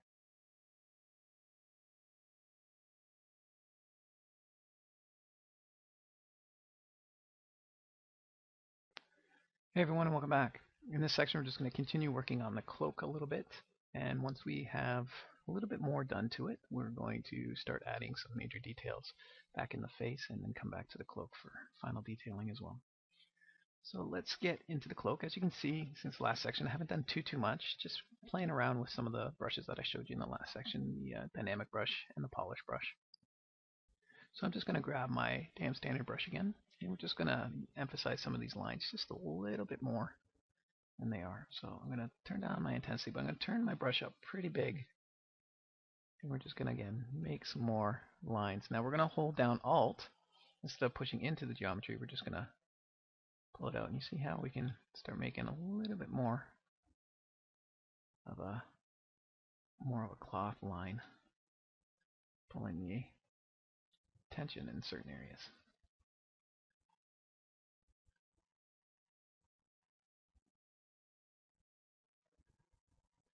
Just going to go up to the top here and just come all the way down.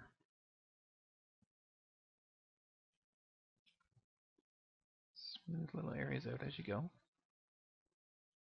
You're going to hold Alt again.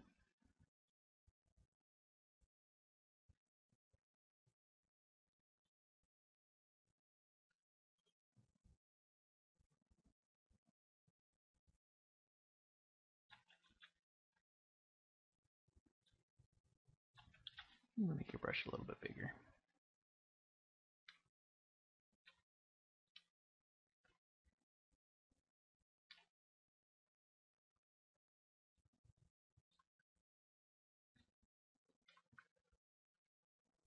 You see, just by adding these lines, it starts to look a lot better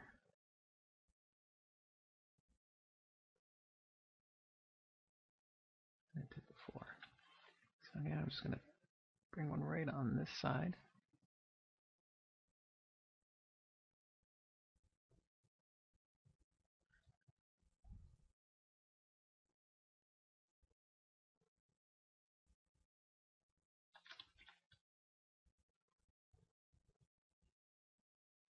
Like that.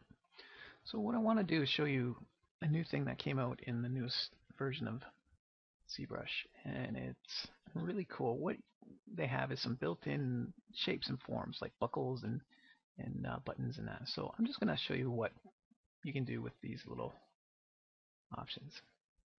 So you want to make a zipper. We have a zipper option. You're just going to make your, again, this is just a show. I'm not going to actually put it on this character.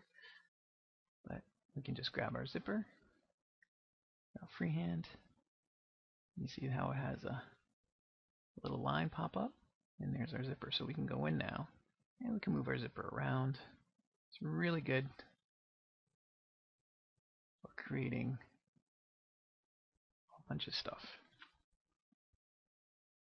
And as long as you pull on that line, you can mold it right to your character and things like that. So again, that's just one of the new tools that we have so far in our new ZBrush. So we're going to actually add just one or two of these little buttons to our little cloak here. So I'm just going to grab it and make it a little bigger. And now I can move it up.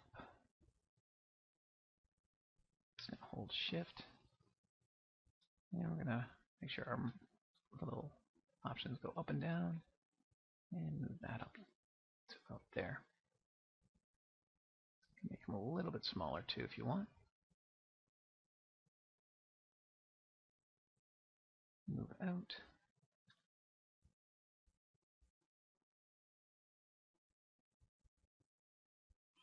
We're going to grab one more. We're going to grab Insert Ring. Now I'm just going to hold down or hit my X because I don't want to do two. I just want to have one.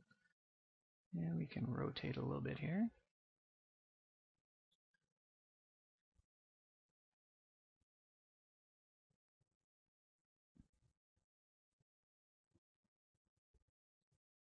And we're going to move him into position.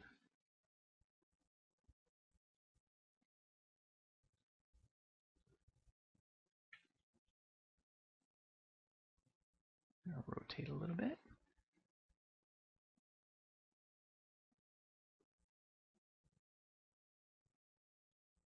And center a little bit more.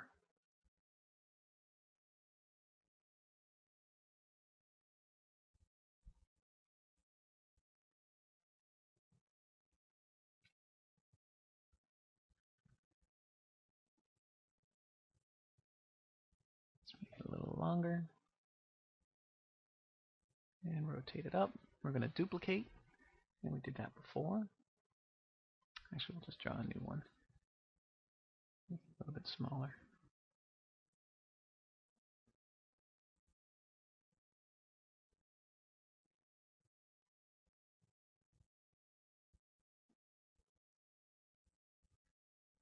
And move. And rotate.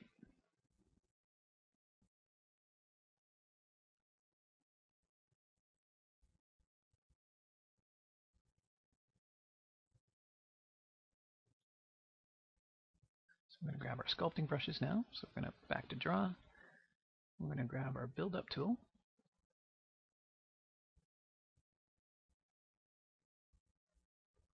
And we're going to clear the masks. Now we can scale. And we're just going to go around. Let's smooth that out a little. It's actually a little bit too intense. Now the thing is, with Dynamesh, these are combined now, so you got to be really careful. So you just want to just do the outside of those little rings that we just put in.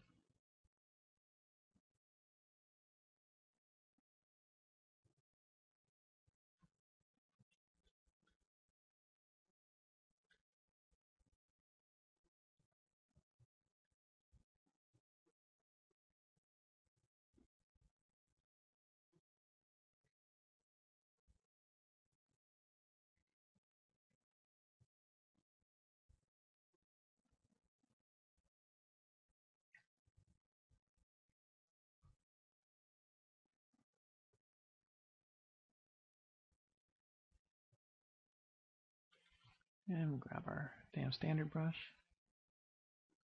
And it's going to kind of go around the outside here. So it looks like it's pulling a little.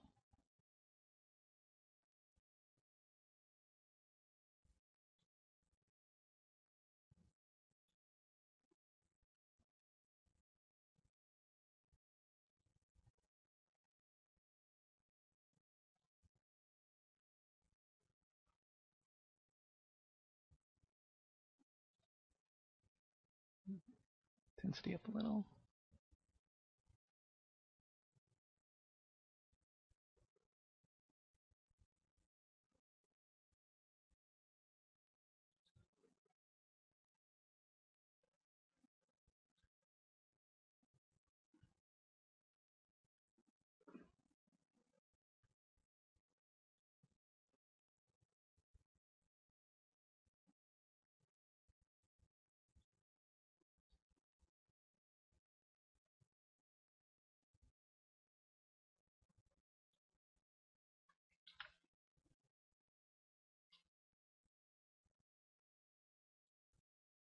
Again, just rough it in, and you can come back and detail that all up as much as you want after. Alright. So again, that's just some other little things you guys can play around with to start bringing in a little bit more realism and detail to your character. So let's get back into the face and fix that all up while we have have it here, so I'm just going to bring back our eyes. And we're going to start adding some more detail. So we're just going to go back to our build-up tool. We're going to work on the lips a little. We're going to up the resolution just a little bit as well. So we're going to go up, say about 600.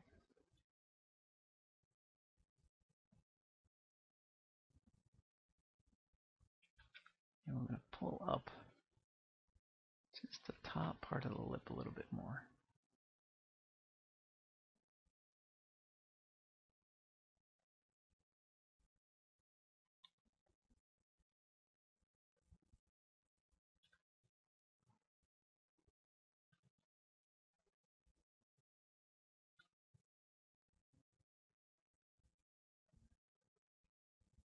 We can start making these little lines in it.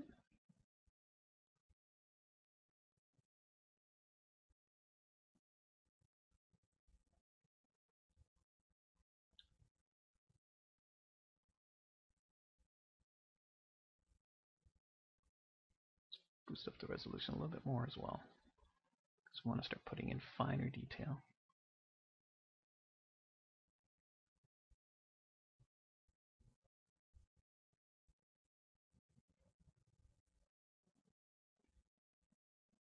And same with the bottom lip.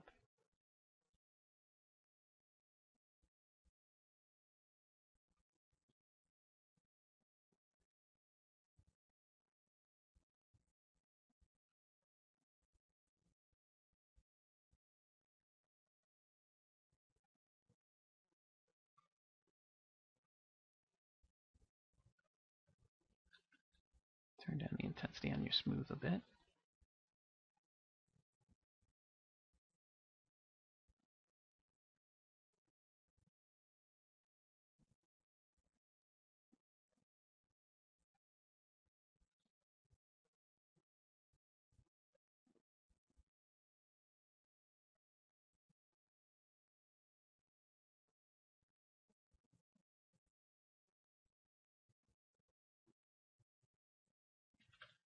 Just be careful of that. See how that just shot up into no man's land?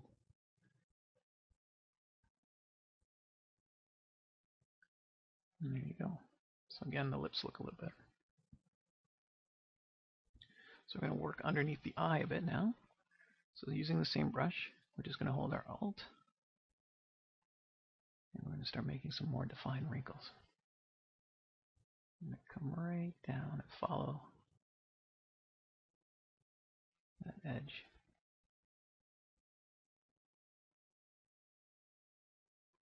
More in here.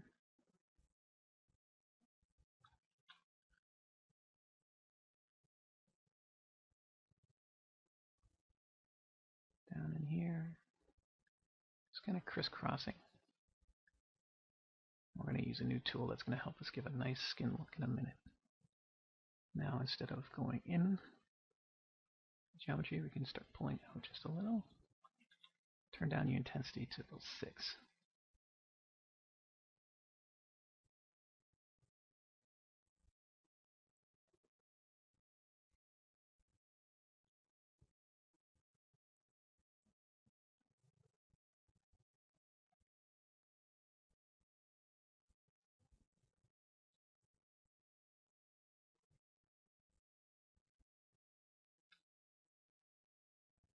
Just smooth a little bit as you go.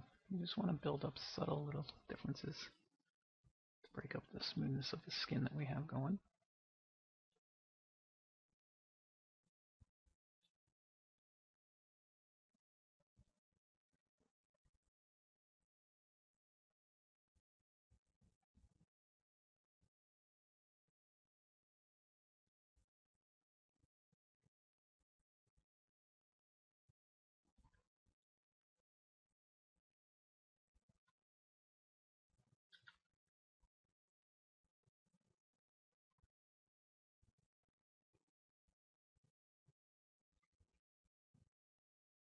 Same thing with the brows and that. So I'm just going to hold Alt.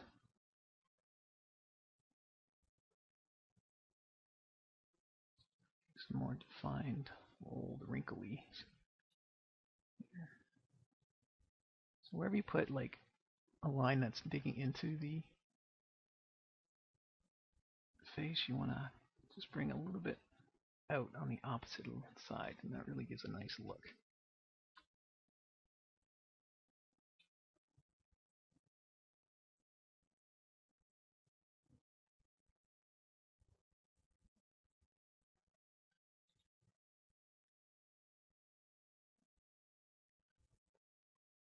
I'll make some eyebrows in a minute as well. There's a couple different ways you can do eyebrows. Since it's just a Dynamesh tutorial, we're just actually going to sculpt some eyebrows in there once we start breaking this up a bit.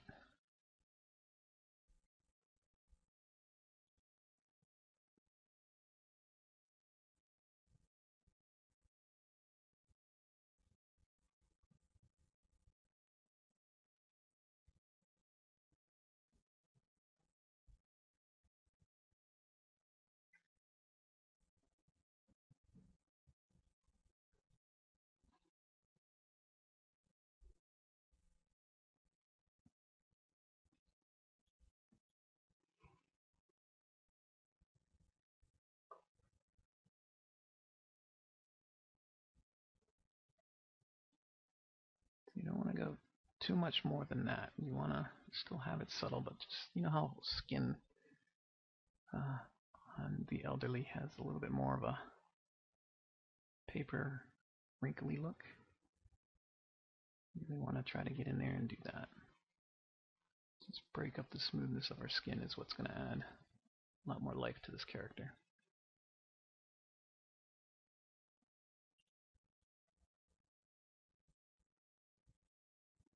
You can see that I'm more dabbing than actually pulling around.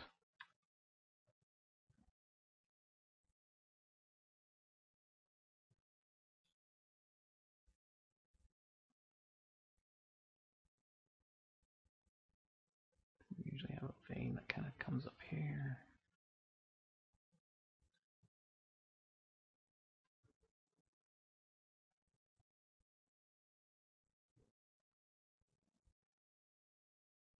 Same thing with the nose. Where the ridges will be a little bit more pronounced. So you can see that we start getting detail really fast once we actually start getting in there and getting rid of the flatness. And then we'll have lines that kind of come down the cheeks, especially right above the eye here.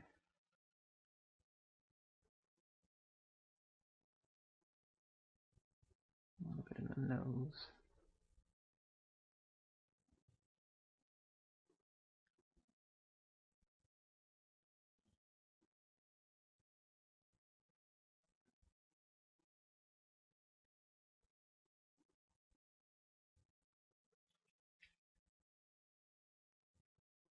And every once in a while, just smooth it out.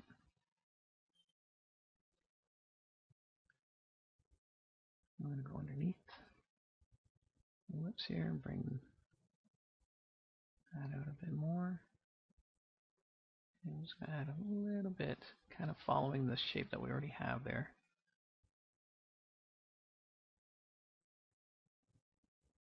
And again, just to break the surface of the skin up a bit, we're going to give a little divot on the chin.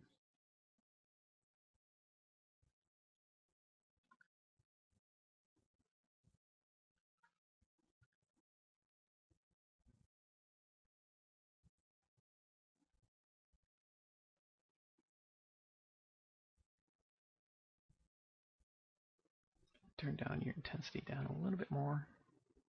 You don't want to lose all the smoothness, just a little bit to break it up. Make your brush a little bit bigger, kind of follow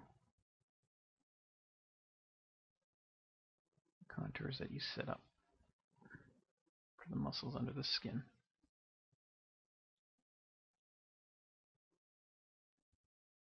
A little bit in the ear area here.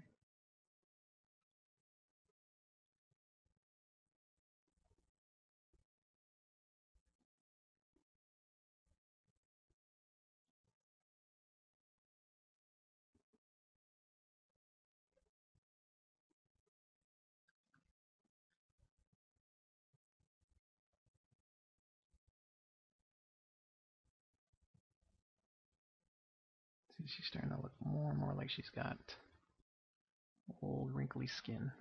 Now you can turn the intensity back up just a little bit for the neck area. Remember, there's not too much of the neck showing, but we can go in, and that's actually probably a little too high of intensity. So we'll knock that back down to say 2.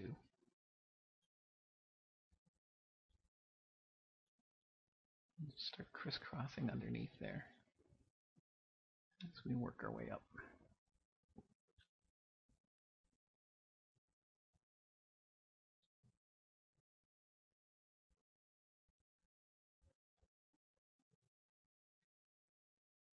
Again, don't be afraid to move over. If you're working on an area and then you happen to notice, like I did, that I still don't like that little divot, just go in there as soon as you see it and change it. Now the neck, a little bit more of a divot where the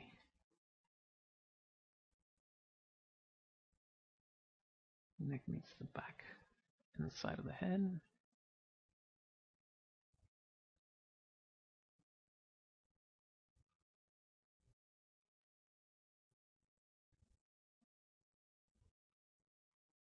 Now, the other thing with using Dynamesh is when you want to make, say, this a final, even like a low poly model, when you retopolize this, all this detail that you're putting in will stay onto your cleaner mesh. And you can even use things like normal maps and displacement maps for a higher res model, say for film as well. That's why Dynamesh is so cool.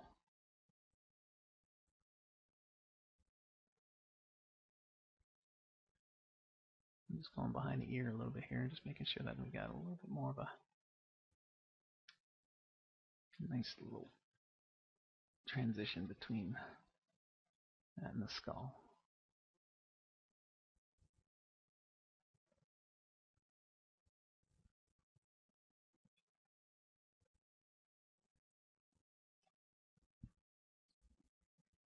So don't worry too much about going much higher on the scalp.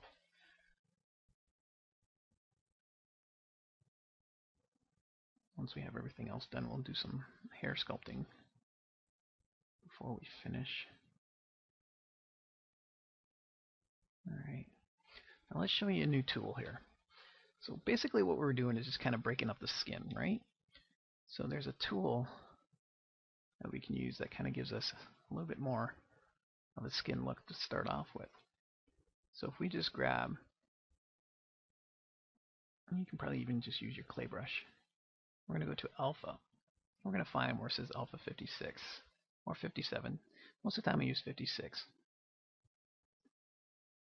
And we're going to kind of do the same thing, but we're going to dab really gently. Turn the opacity down right to 1. You see how I can break that up a bit? That's even a little bit more natural look. Now the one thing you got to be careful with is sometimes you'll get little edges. So if you get edges, you can go to alpha, and where it says seamless, you can bump it up. But if you just dab, you usually don't get too many of those little seams. But just, again, I want to make sure that you guys kind of see that stuff, just in case yours starts acting up.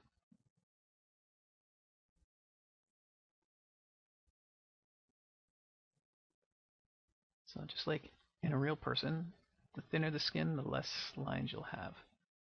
So just putting in a lot of light lines, and then we'll put in some heavier ones on the cheeks. So let's put a couple in the ear. Go back in and play these ears a little bit in a second as well.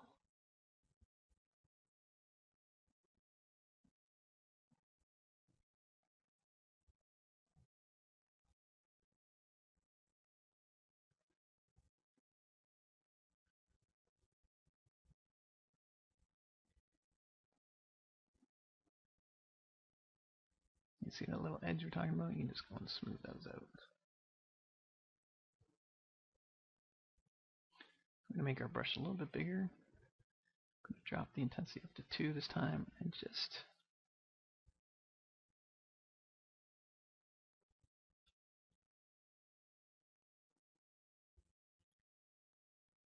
Just in the cheek area here. Make it a little bit bigger. And a little bit up on top. Now we're going to change our alpha again. And this time we're going to find these little beads. And we're just going to drop a couple of those little guys. And there you can drop the intensity up a bit too. Or put the intensity up. Now we've obliterated some of those wrinkles that we put in as well. They're easy enough to get back.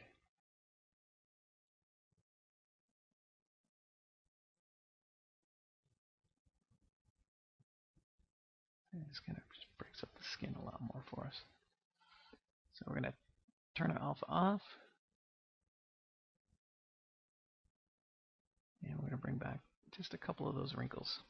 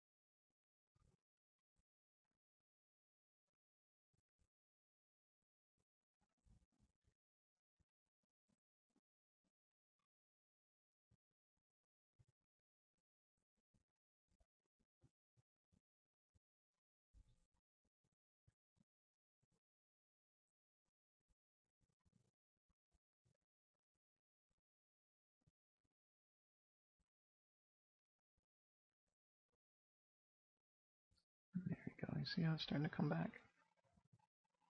Again, it's just going back and forth.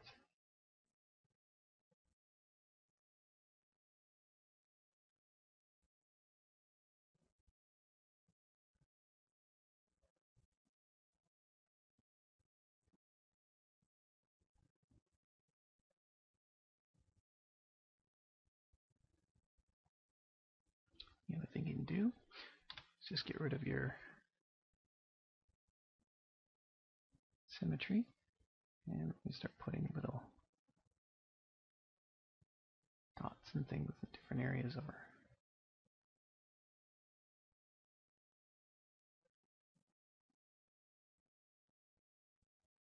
And just helps break up the skin a little bit more.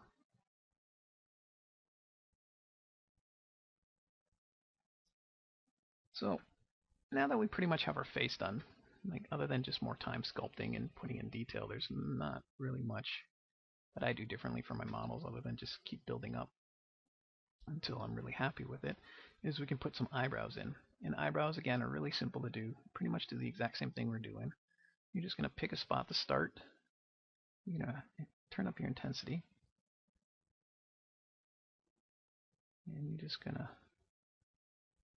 start pulling out a section first, and then we'll dig into it a bit. But you see, even I forget little simple things like turning on symmetry back on so that we can do both sides at the same time. So hit X. We're going to zoom right in. And say we're going to start right about here. And you're just going to make your way back and forth, kind of making a feathered look to start. So you're going to get the basic shape of the eyebrows you want first.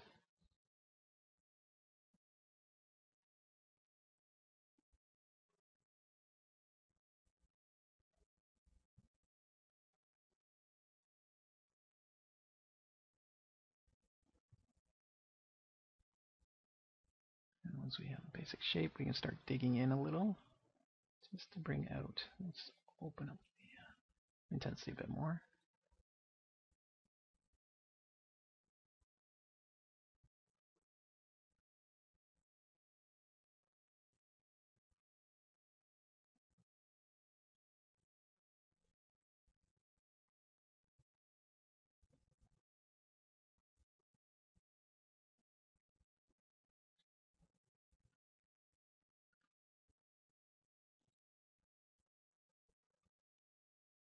See that we have eyebrows started.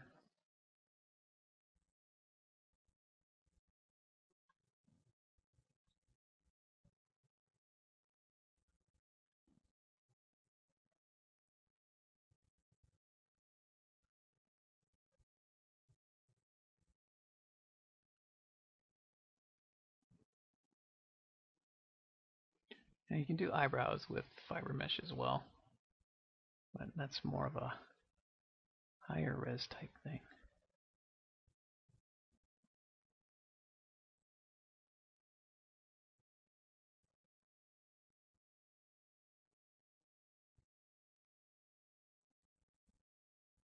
Just want to break up that lid a little bit more.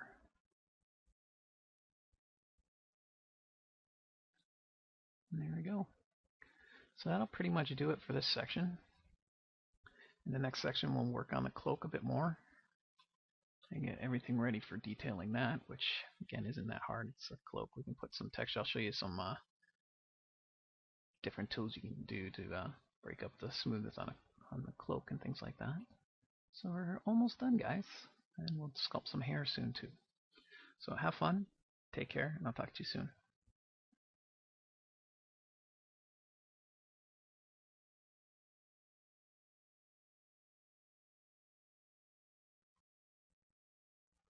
Hi guys, in this section we're just going to keep finishing up our character here. We're going to add some hair, and then we're going to get into some finer detail on the cloak. So let's get started. We're going to hide our cloak, select our head. That's pretty much all we need.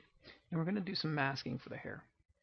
So we're just going to make our brush a little bit bigger, and we're going to grab our clay tubes, and we're going to hold down our control, and we're just going to mask kind of the top part of the head that we want to pull some hair around with.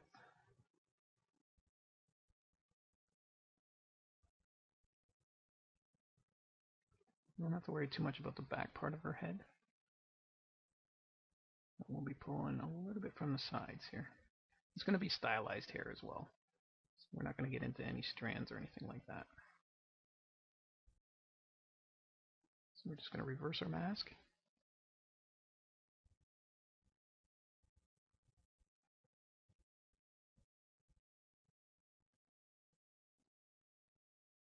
Just make sure that the ears didn't get pulled. So it looks something like that. Now we're going to grab a new tool that we haven't used called the snake hook tool.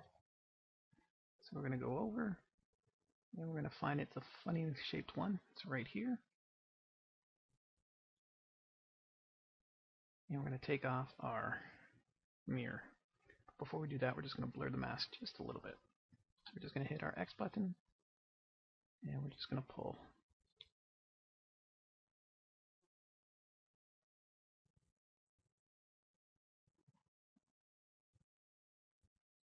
Now the one thing with this is you want to make sure that you pull away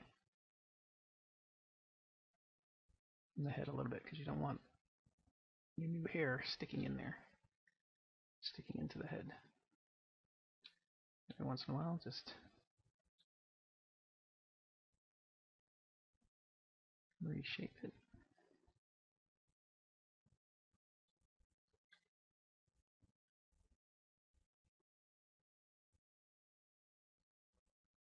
Pull some from the other side. I usually try just to tilt it up a little bit, see how that worked.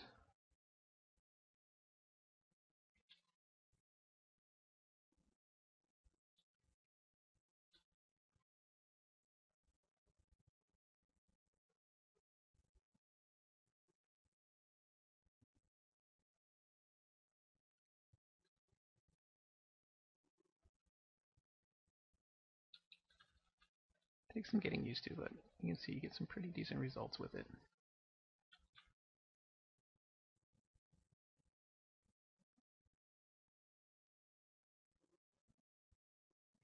So if you bring back your cloak,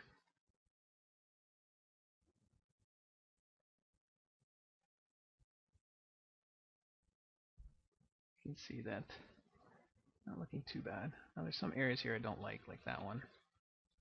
I'm just gonna Keep smoothing that in until that one goes away. Pretty much.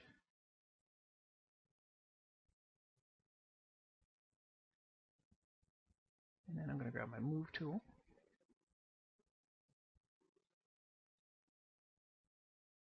I'm just going to make sure that these guys are underneath our cloak.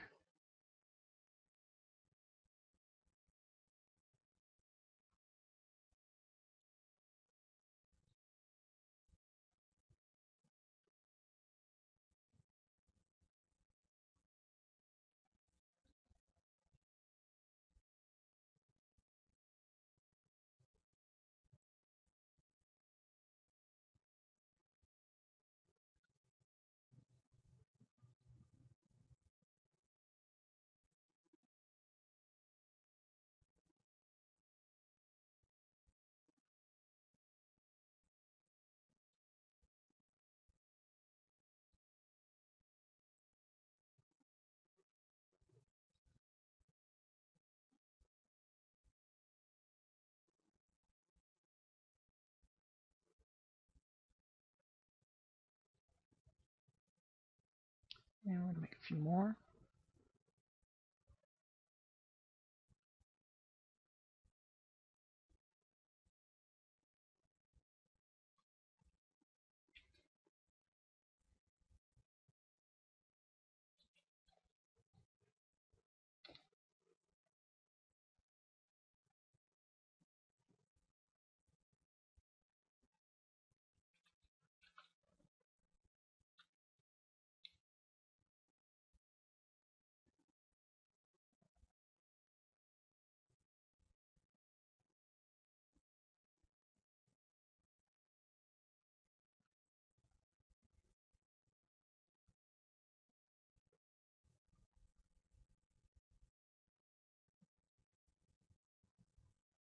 And move again.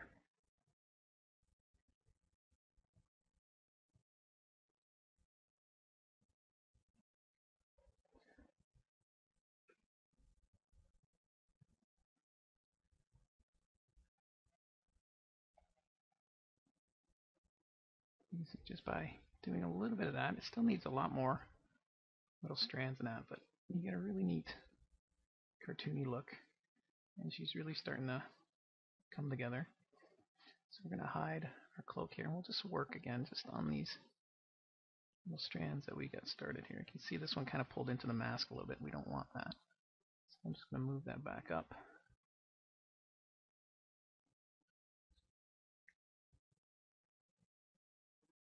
And then just move that out a bit. Now we can inflate these as well, just to get them to have a little bit more thickness. But you want to do it very light. So again, we're going to find our inflate tool. It should still be loaded if you haven't exited out ZBrush. So you don't want to go too big. That way you can kind of sculpt these a little bit more after.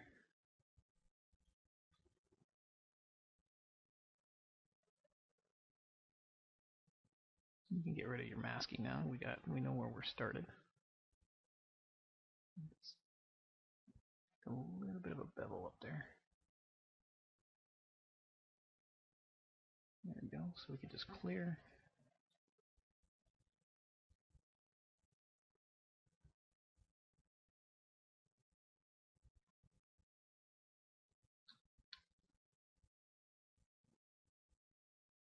We'll just inflate this little guy just a little bit.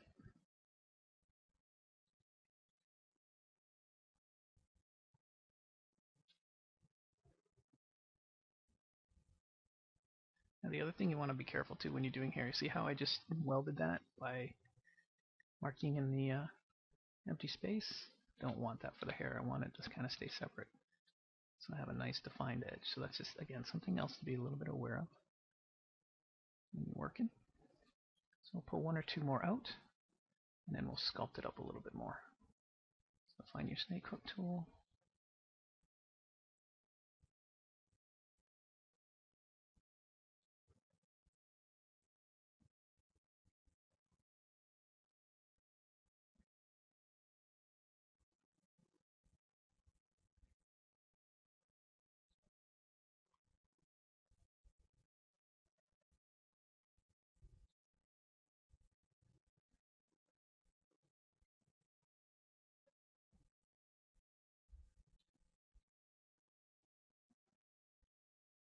And we'll inflate these little guys over on this side.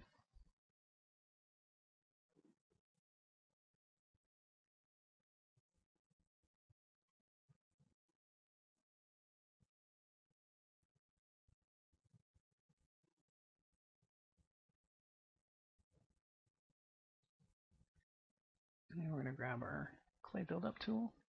And we're just going to add a little bit more dimension to some of this hair.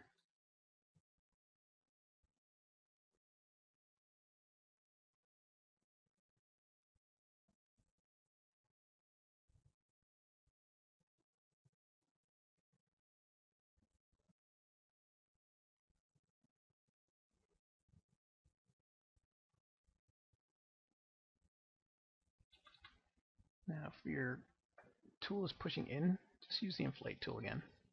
See how sometimes when you're working with ZBrush, when you're working with geometry that's really close together, like this hair sometimes pushes into each other. You don't want that. So inflate's always good. So it just inflates it from both ends.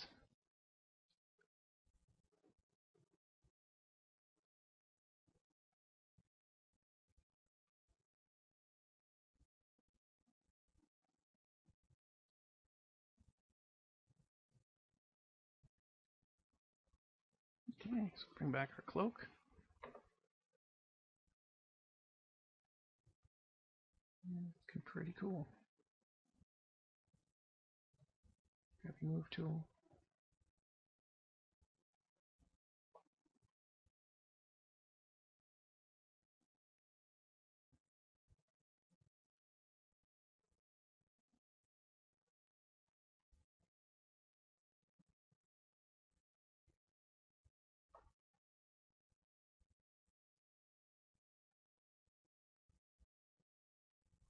Now you can take this hair as far as you want at home. So I just wanted to get you guys started on it. That way we can move on to other things.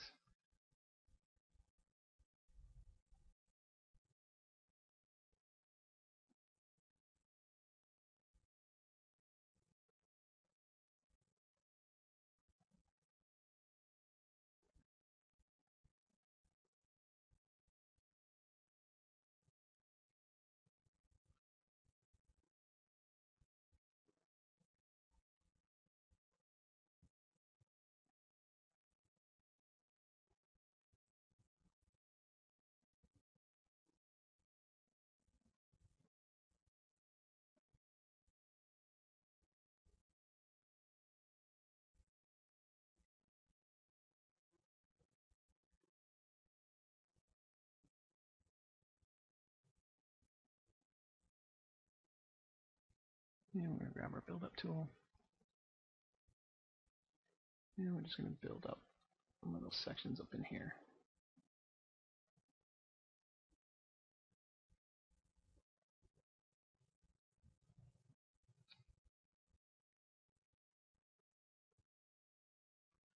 Just to break the smoothness up again.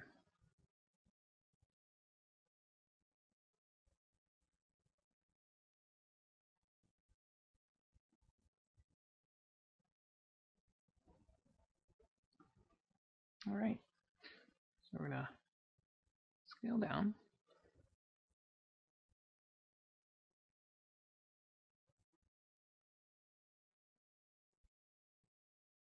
Make that edge a little bit more defined.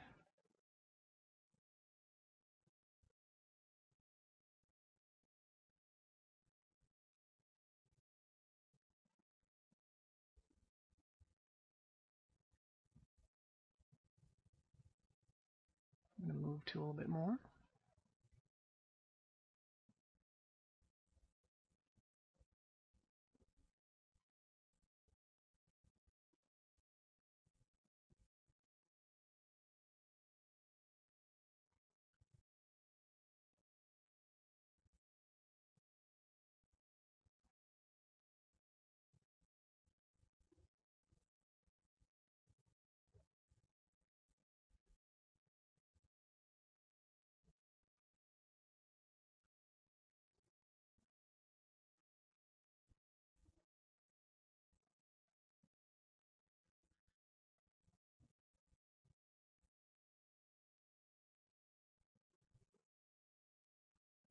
we're going to grab our damn standard brush.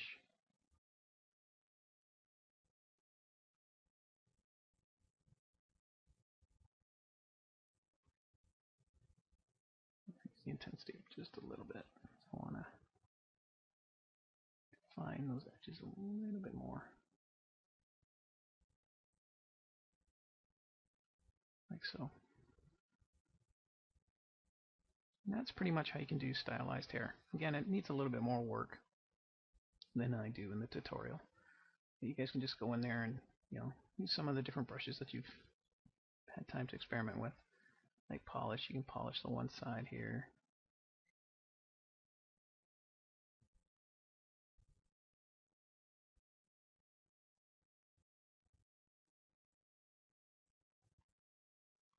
Just to get it to look a little bit more raggedy.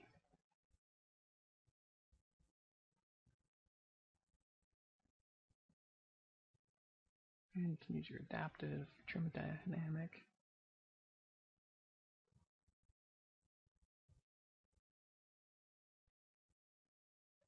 A whole bunch of things. So if we look at our character, you can see that it's pretty much coming closer and closer to a final. So what we need to add now are some teeth. And that, again, is pretty simple to do. I'm going to kind of do the same thing that we just did with the hair. I'm just going to marquee over and just select the inside of the mouth area. Remember how to do that? Hold Shift and Control at the same time. A little green box comes up. Now we can hide everything else. And we're going to scale right in. And we're going to kind of look underneath. Let's actually make it a little bit closer.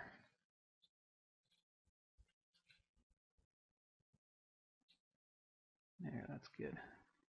Now we're going to kind of look into the upper mouth, and we're going to draw a mask again. Let's see if we can actually get rid of the bottom part here.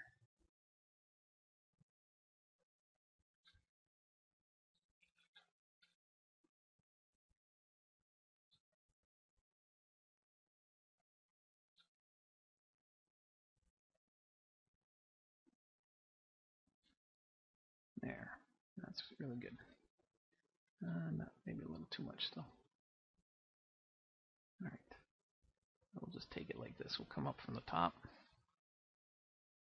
scale. Now we're going to make sure that we have our hex on, and we're just going to draw a little mask shape of some teeth. Just a U circle there. Alright, so now we're going to reverse our mask. And we're going to inflate, and we've done that before as well. So under our deformation, we're going to hit inflate, and we're going to bring that right down, just like that. And we're just going to tab and smooth it out a little. So that's pretty much her gums on the top. And if you look on the picture, she has one of those teeth that kind of sticks out, so she's probably lost some teeth along the way. So we're going to clear our mask, and we're going to do some individual teeth. So we're just going to grab this area right here. We're going to mask that, inverse, inflate,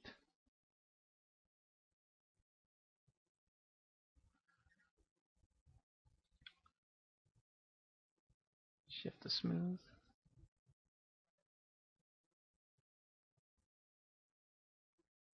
and we're going to pull it forward, move it forward.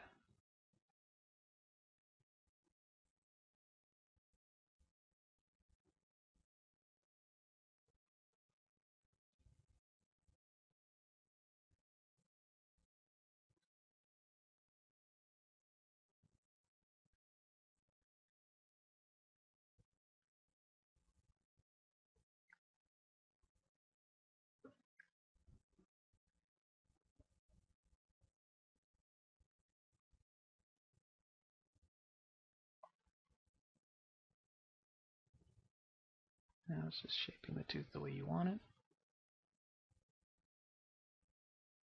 You can grab your, not planer, but your polish.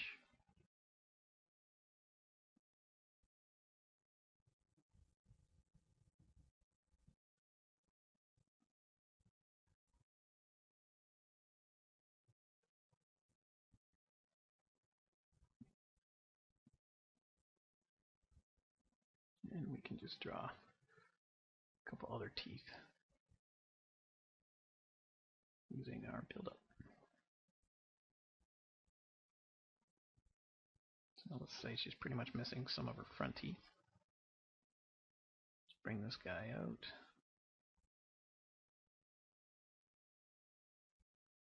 Bring another one beside it out. Smooth it a bit. And let's say one more over here.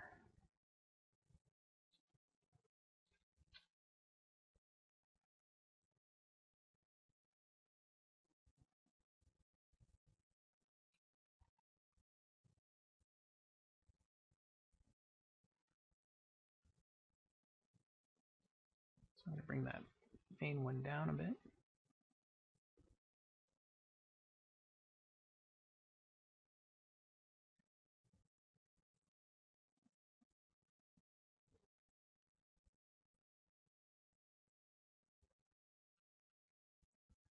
Looks something like that.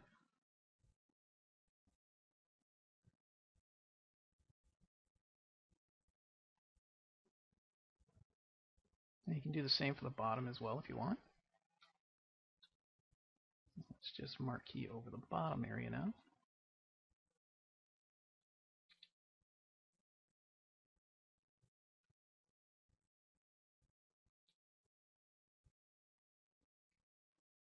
Make a mask.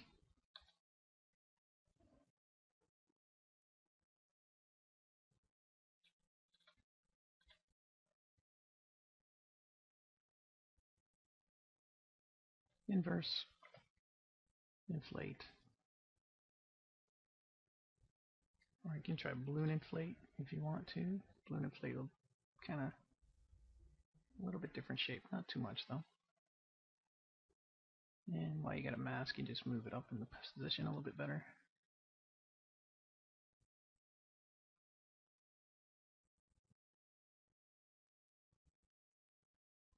I'm not going to worry about putting individual teeth in there, that's fine. Just a little bit of white up there. You can if you want at home.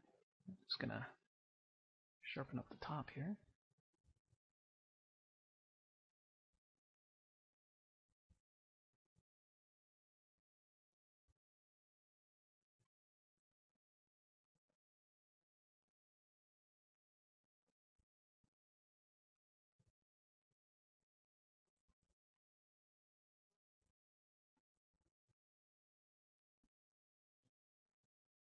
And I'm going to clear.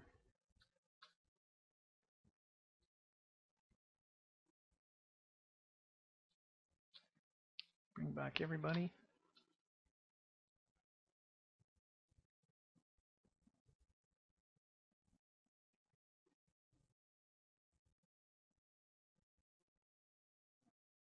And we need to make a little bit more of a defined ridge on the bottom part of the mouth.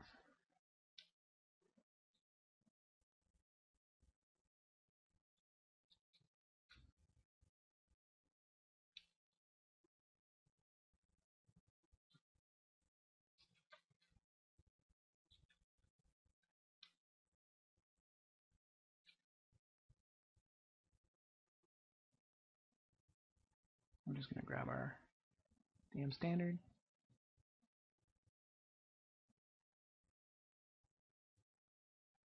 Draw size a lot lower.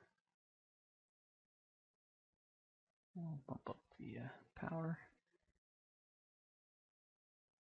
and the size a little bit.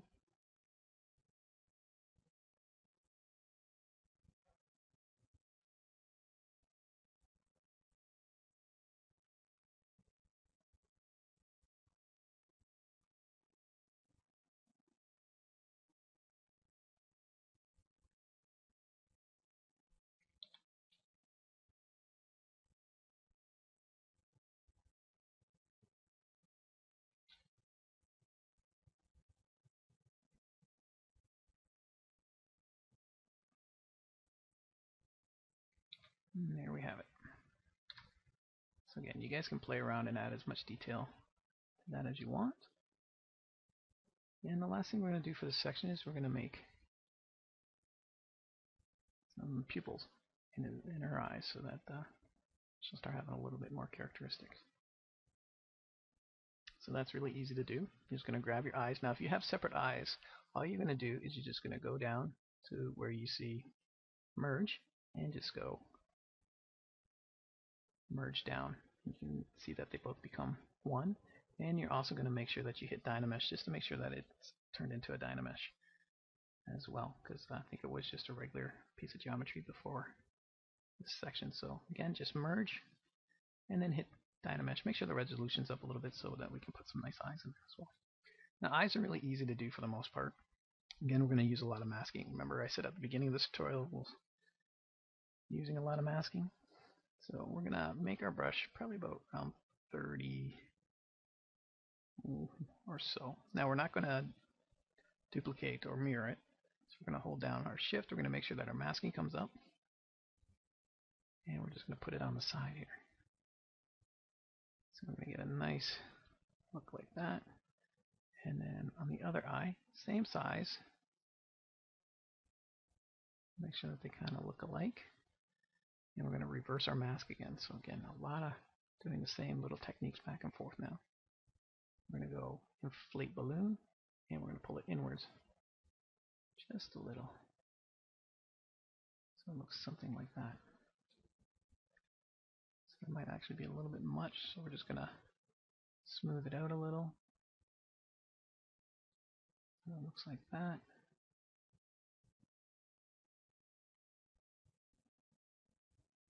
And then we're going to clear, and we're going to add a little bit of a more pronounced pupil. Some people pull the pupil in, some go out. So we're just going to draw again.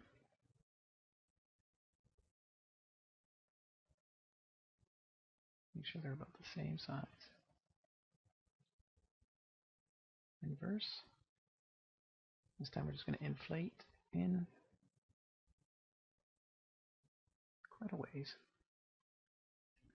Smooth a little bit while you got it like that. Clear. And voila. Our character has eyes. You can smooth your Dynamesh as well if you want. And that's pretty much our character, guys. In the next section, what we'll do is we'll just, go through a couple little things you can do just to add a little bit of details. We're going to work on the cloak. We're going to add a little bit of a fabric-y look. I'll show you how to use surface noise. And then we'll get ready for a little bit of a render test just to see how our sculpt has come along. So we've done pretty good for the amount of time we've actually put into it. So play around with it. Play around with the hair. Do whatever you want, pretty much. And we'll talk to you soon. Take care.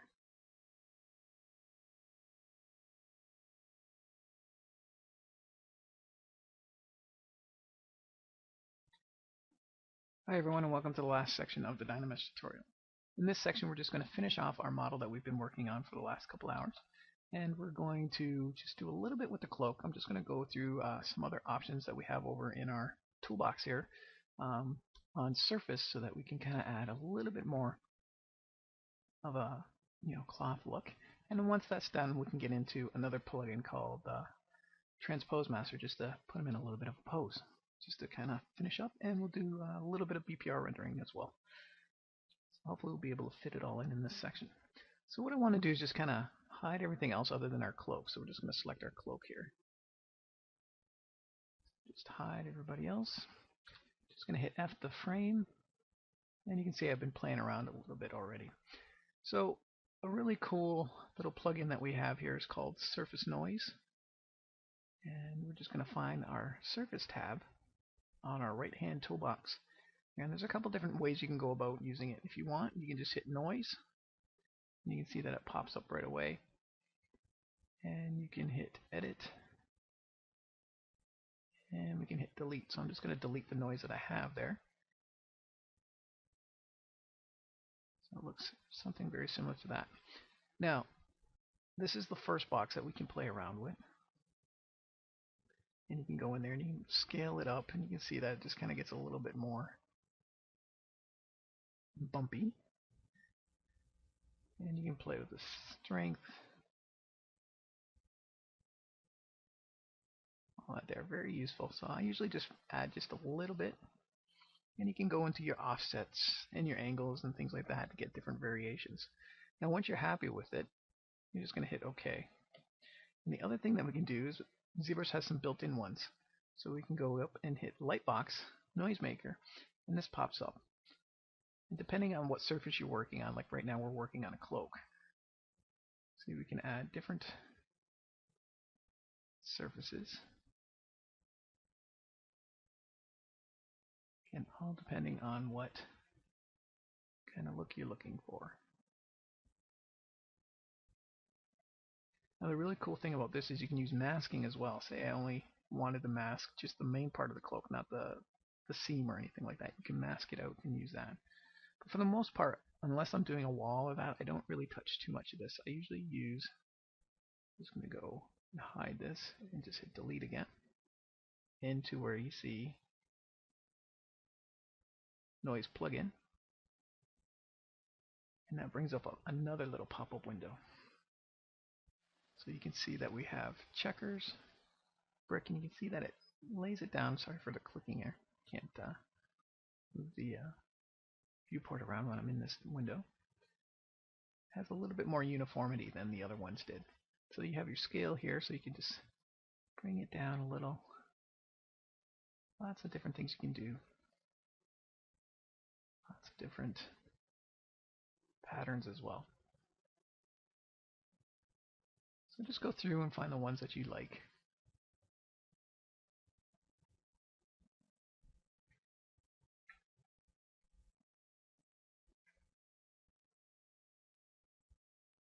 Lots to choose from.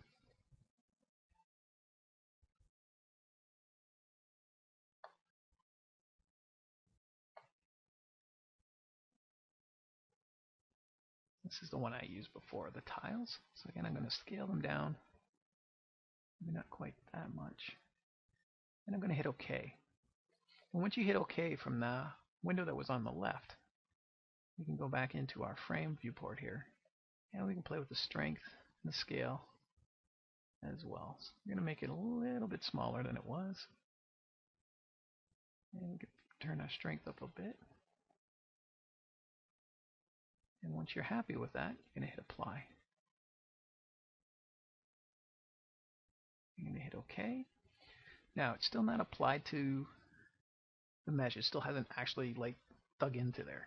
So what we need to do is find our surface again, and you're going to hit apply to mesh. And what that will do is it'll actually apply it right to the actual mesh itself now. So we change that back to white. And there we go. So again, that's just another tool that you guys can experiment with. There's not really much to show about it. You can just mask off certain areas and just really get in there and play with. Now, the really important thing to remember is when you're not using Dynamesh, say you're using base mesh or a mesh that you built in Maya or something like that, you always want to have a good UV set with it, because when you don't use Dynamesh and you're using a mesh that's been laid out properly in that, it goes by the UVs. So if you want to have a pattern, say like of jeans or stripes or something like that, the cleaner UVs are, that means the nicer look you'll get on your actual model. So Dynamesh doesn't have that problem quite as much as a mesh that is brought in from a different application. Alright, so that's the surfaces. So let's get in and let's show you another little toy and tool that we can play to pose our little character here before we finish off. So under our plugins, up on the very top menu, we're going to dock it, and we're going to find where it says Transpose Master. Transpose Master is pretty decent at letting us get to the point where we can pose our model pretty quick and effectively. What's going to happen is, instead of having to move each individual subtool that you see here on the right hand side, it's going to merge them all together for us. So I'm going to hit where it says T-Pose Mesh, and it's just going to calculate a few things. Now, the really cool thing about Transpose Mesh too is when you're working with a low poly model, again that you brought in from another program like Maya, it'll always go down to your lowest base mesh. It's not going to go too low with this because it is a high mesh Dynamesh. But if you're using something that you made that is a lot lower than the sculpt that you're, or the subdivision that you're sculpting on, it'll always go back to your default low res, which is really, really good. So Transpose Master works a lot with masking, so we're going to mask again. I'm going to make sure I have my lasso. And I'm just going to come around the bottom of the cloak here. And then up. And select the whole face. You see how that's all selected? Just going to look underneath. That looks pretty good.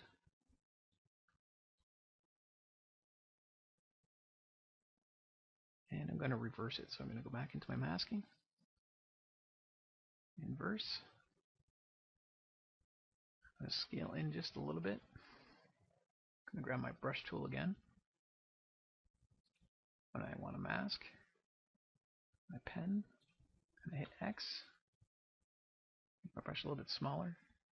Control, and I'm just going to paint just on the inside there because I don't want the lower part to move so much. Just the top part and the side part of the hood. So I'm just going to paint a darker mask in there. Just like that. And a little bit on the back here.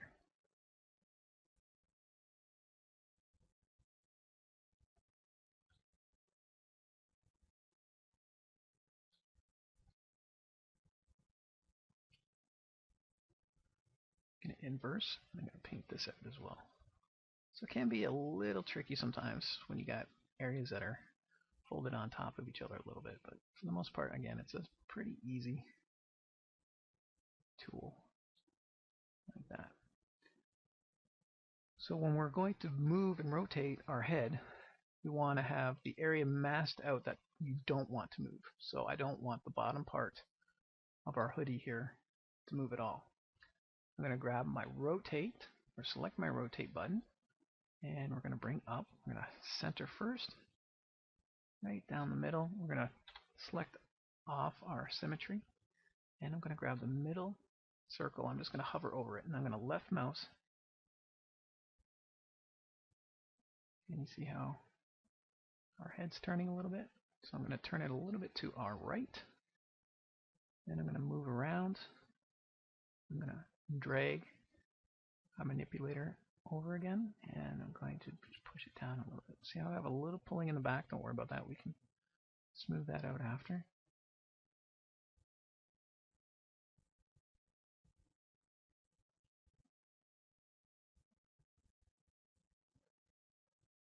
And then I'm going to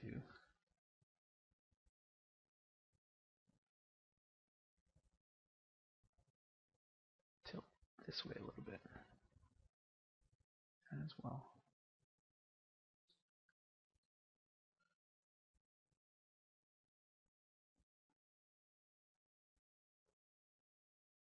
Again, you can have a lot of fun just moving things around like that. So bring it down just a little bit more. Looks something similar. So what I'm going to do now is I'm going to clear, because that's kind of in the pose that I want. System kind of looking up. We're going to go back up to our T-pose mesh. And instead of just hitting the T-pose mesh button, we're going to hit the T-pose subtools. And we're just going to hit that. And what that's going to do is going to switch everything back so that we have separate subtools in our subtool options. Now don't panic if you see them kick back like that. It's just going to calculate. You see how it's moving everything forward for us. Just like that. Now we can go in and we can smooth out that back part of the cloak a bit. Get a little bit twisted.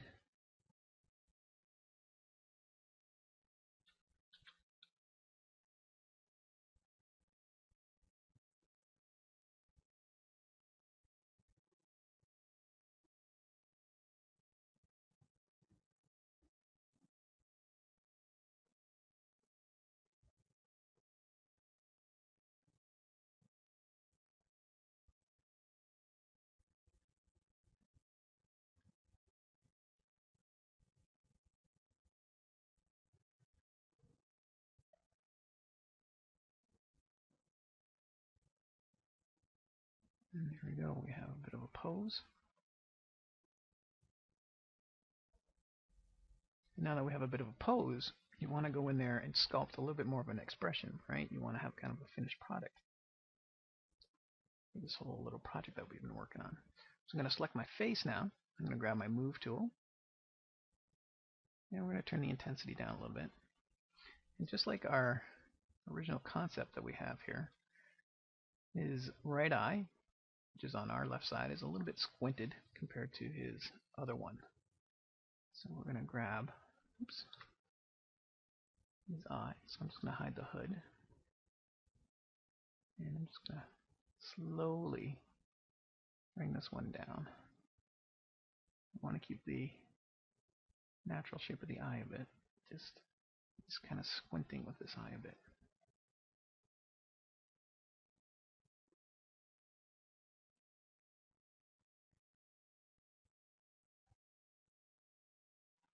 And same with the eyebrow. Now don't worry about moving the hair as you move this down.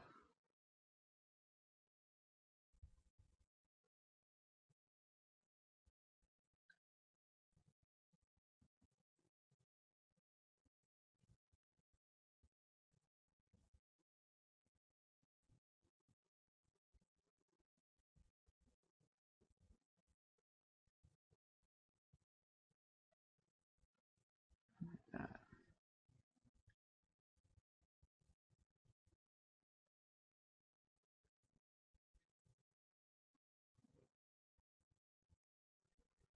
And then we're going to kind of open up this eye a little bit more. It's a very cartoony look.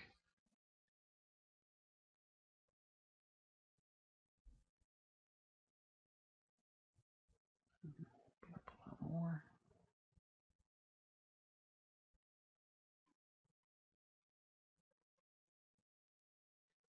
And we're going to go to our lips.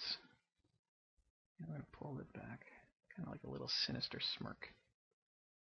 Now, you got to remember, when you're moving your lips in that, not just your lips move. All the muscles will start contracting in most of the face, or at least the one side of the face. So we're going to pull this back. His cheeks are going to billow out a little and move up a little bit as the side of the mouth gets pulled. And the bottoms will sink in a little.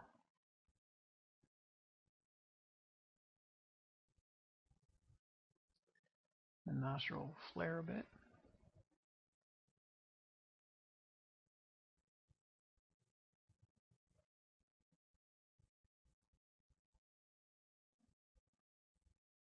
There, it's starting to look kind of creepy now.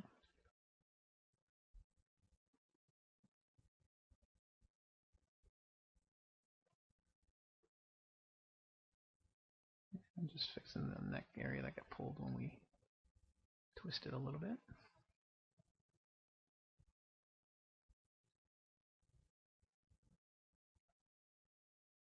Same thing with the other side of the cheek. Move it just a little bit, again, just to give it a bit more movement.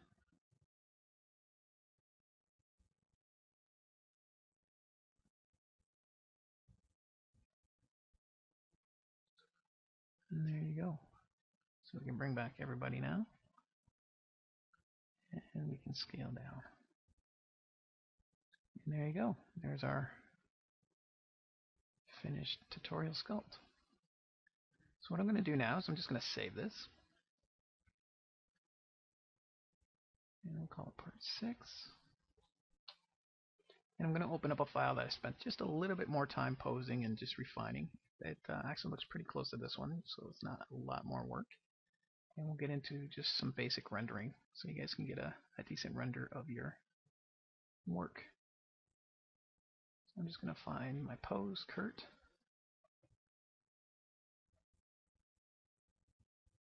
And there you go. Like I say, you can see it's pretty close to the other one. I still got to fix the back up a bit. Let's move it out a little. I just went in and just moved things around, even the back part of the hood.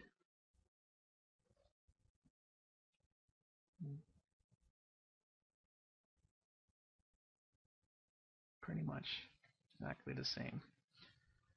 So now that all of our sculpting is done, if you want to get some nice gray renders of your character here, we're going to go into some BPR rendering. And BPR rendering is pretty easy. It's actually a decent renderer. It is pretty quick, just to again get some nice shadowed renders of all the work that you put in. So I'm just going to hit our BPR. I'm going to select my skin shade color.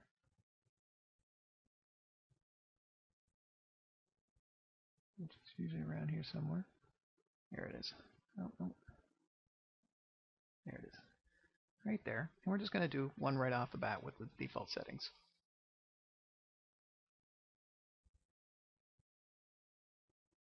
And don't worry about your image plane. It's going to disappear with the renders.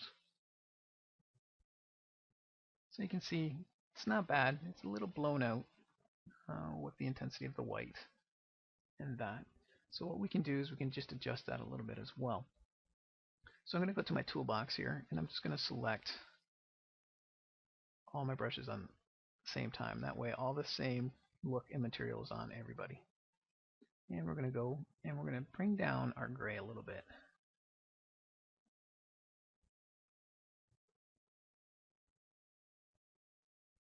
And we're going to go into something called material, which is up at the top. Now we have a bunch of different little options. We have our wax modifiers, our mixer, environment, and matcap maker. So right now we're not going to worry too much about the mixer and the environment for this tutorial. We're just going to focus on the modifiers. And what that allows us to do is just go into ambient. You can turn it down just a little bit. See how that's just knocking down the color and the brightness a little. And our diffuse. You can go brighter again, or we can just knock that down a little. I'm going to BPR render one more time. And you can see it's not quite as harsh as it was, but still not quite like it. And the other thing I like to do when I render is I like to have the black. You see how we kind of have a gradient going from the bottom up to a black? I want to change that around. So I'm going to go to my document where it says range.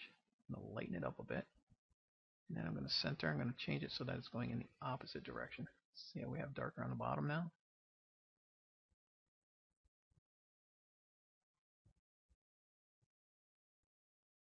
And we'll lighten up the top a bit. And we're going to BPR render again. So again, not too bad. And that's just the skin shade one. There is one that isn't included in the defaults that I use all the time. And I'll bring that up for you and get some really nice renders in that. And we'll go through some more options. So I'm just going to go and load it. So I'm going to go into my materials, load. It's on my desktop right now. You can get it off pixelogic.com. It's the DK Hulk one that I use quite a bit. But I made my own version of it. So I'll show you the green one first. You see how it just picks up more of the crevices and that? So when we BPR render it, it'll actually look a little bit better, a nicer render. But I just necessarily don't like the green. So I'm just going to load mine.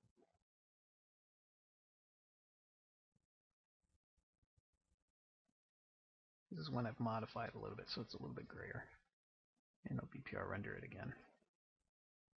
So you see, it's not bad. I actually like that one a lot more. So let's get back into some of our options now. So again, we've gone through opacity. And with this material, we have our cavity detection. Again, which is just allows us to see how much more of the little bumps in that we want to pick up. And we have transition, and we also have intensity. Again, just like it was before, you can make your material lighter or darker, depending on what your needs are.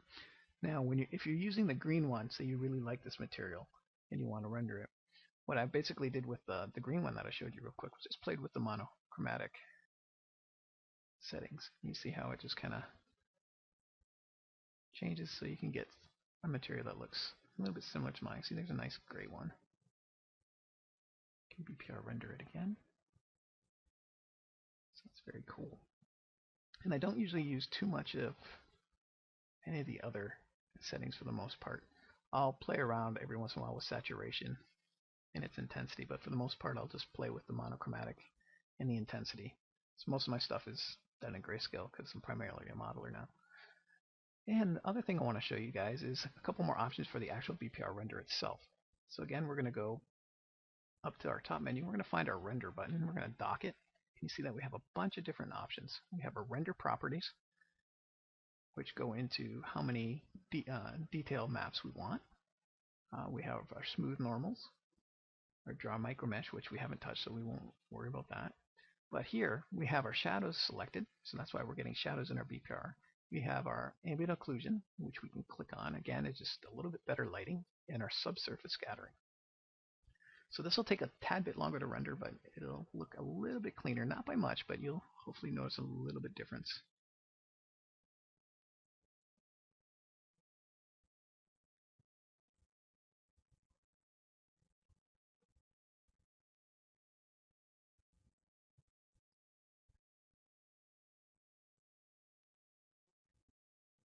You see the light just plays a little bit better. And then we also have wax preview. I won't go into wax preview right now. I'll do that in a minute. But what I want to do is go into BPR shadow. And what BPR shadow does is tells us how strong we want the shadows in there. And for me, it's still a little bit too dark just to show off the model. If I was going to do an illustration where it had some really dynamic lighting, we've got a good start there. But again, I just want to show off my work right now. So I'm just going to turn down our strength. Global shadow strength it is, so it's the second button, not the first one. And I'm going to re-render.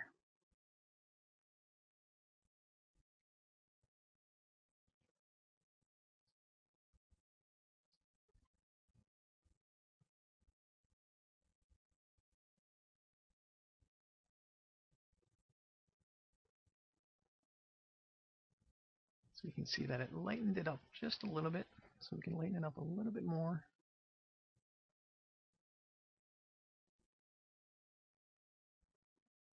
See, that looks a lot more natural.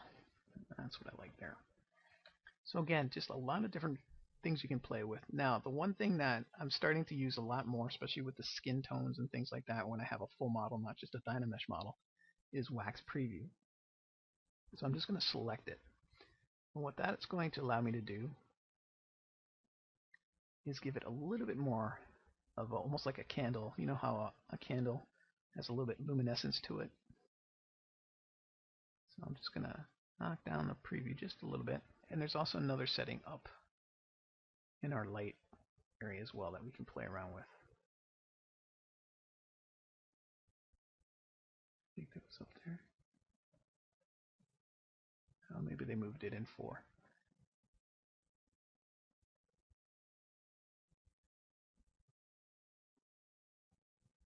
Yeah, they must have just moved it over. So under preview here, we're just going to drop the strength down a little. And under our modifiers, we're just going to add the strength. So remember, we have our render properties. We're just going to play with the strength a little bit. And under our modifiers for the material that we're using,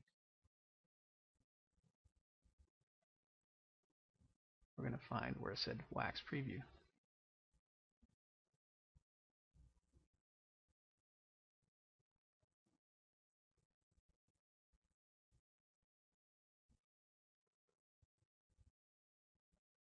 And then we'll render.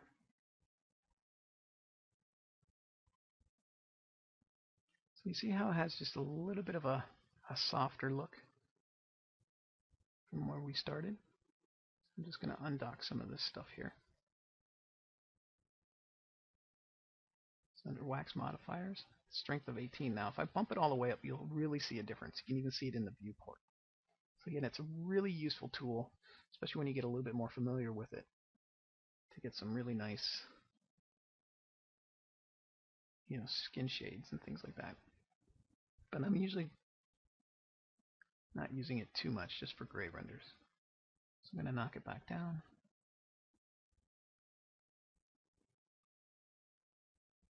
And there you go. So we scale up. We'll do one more render.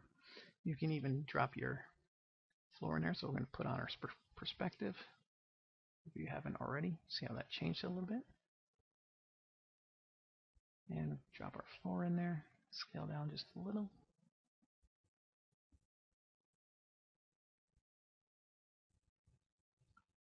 In a nice position that you like. And we'll render one more time.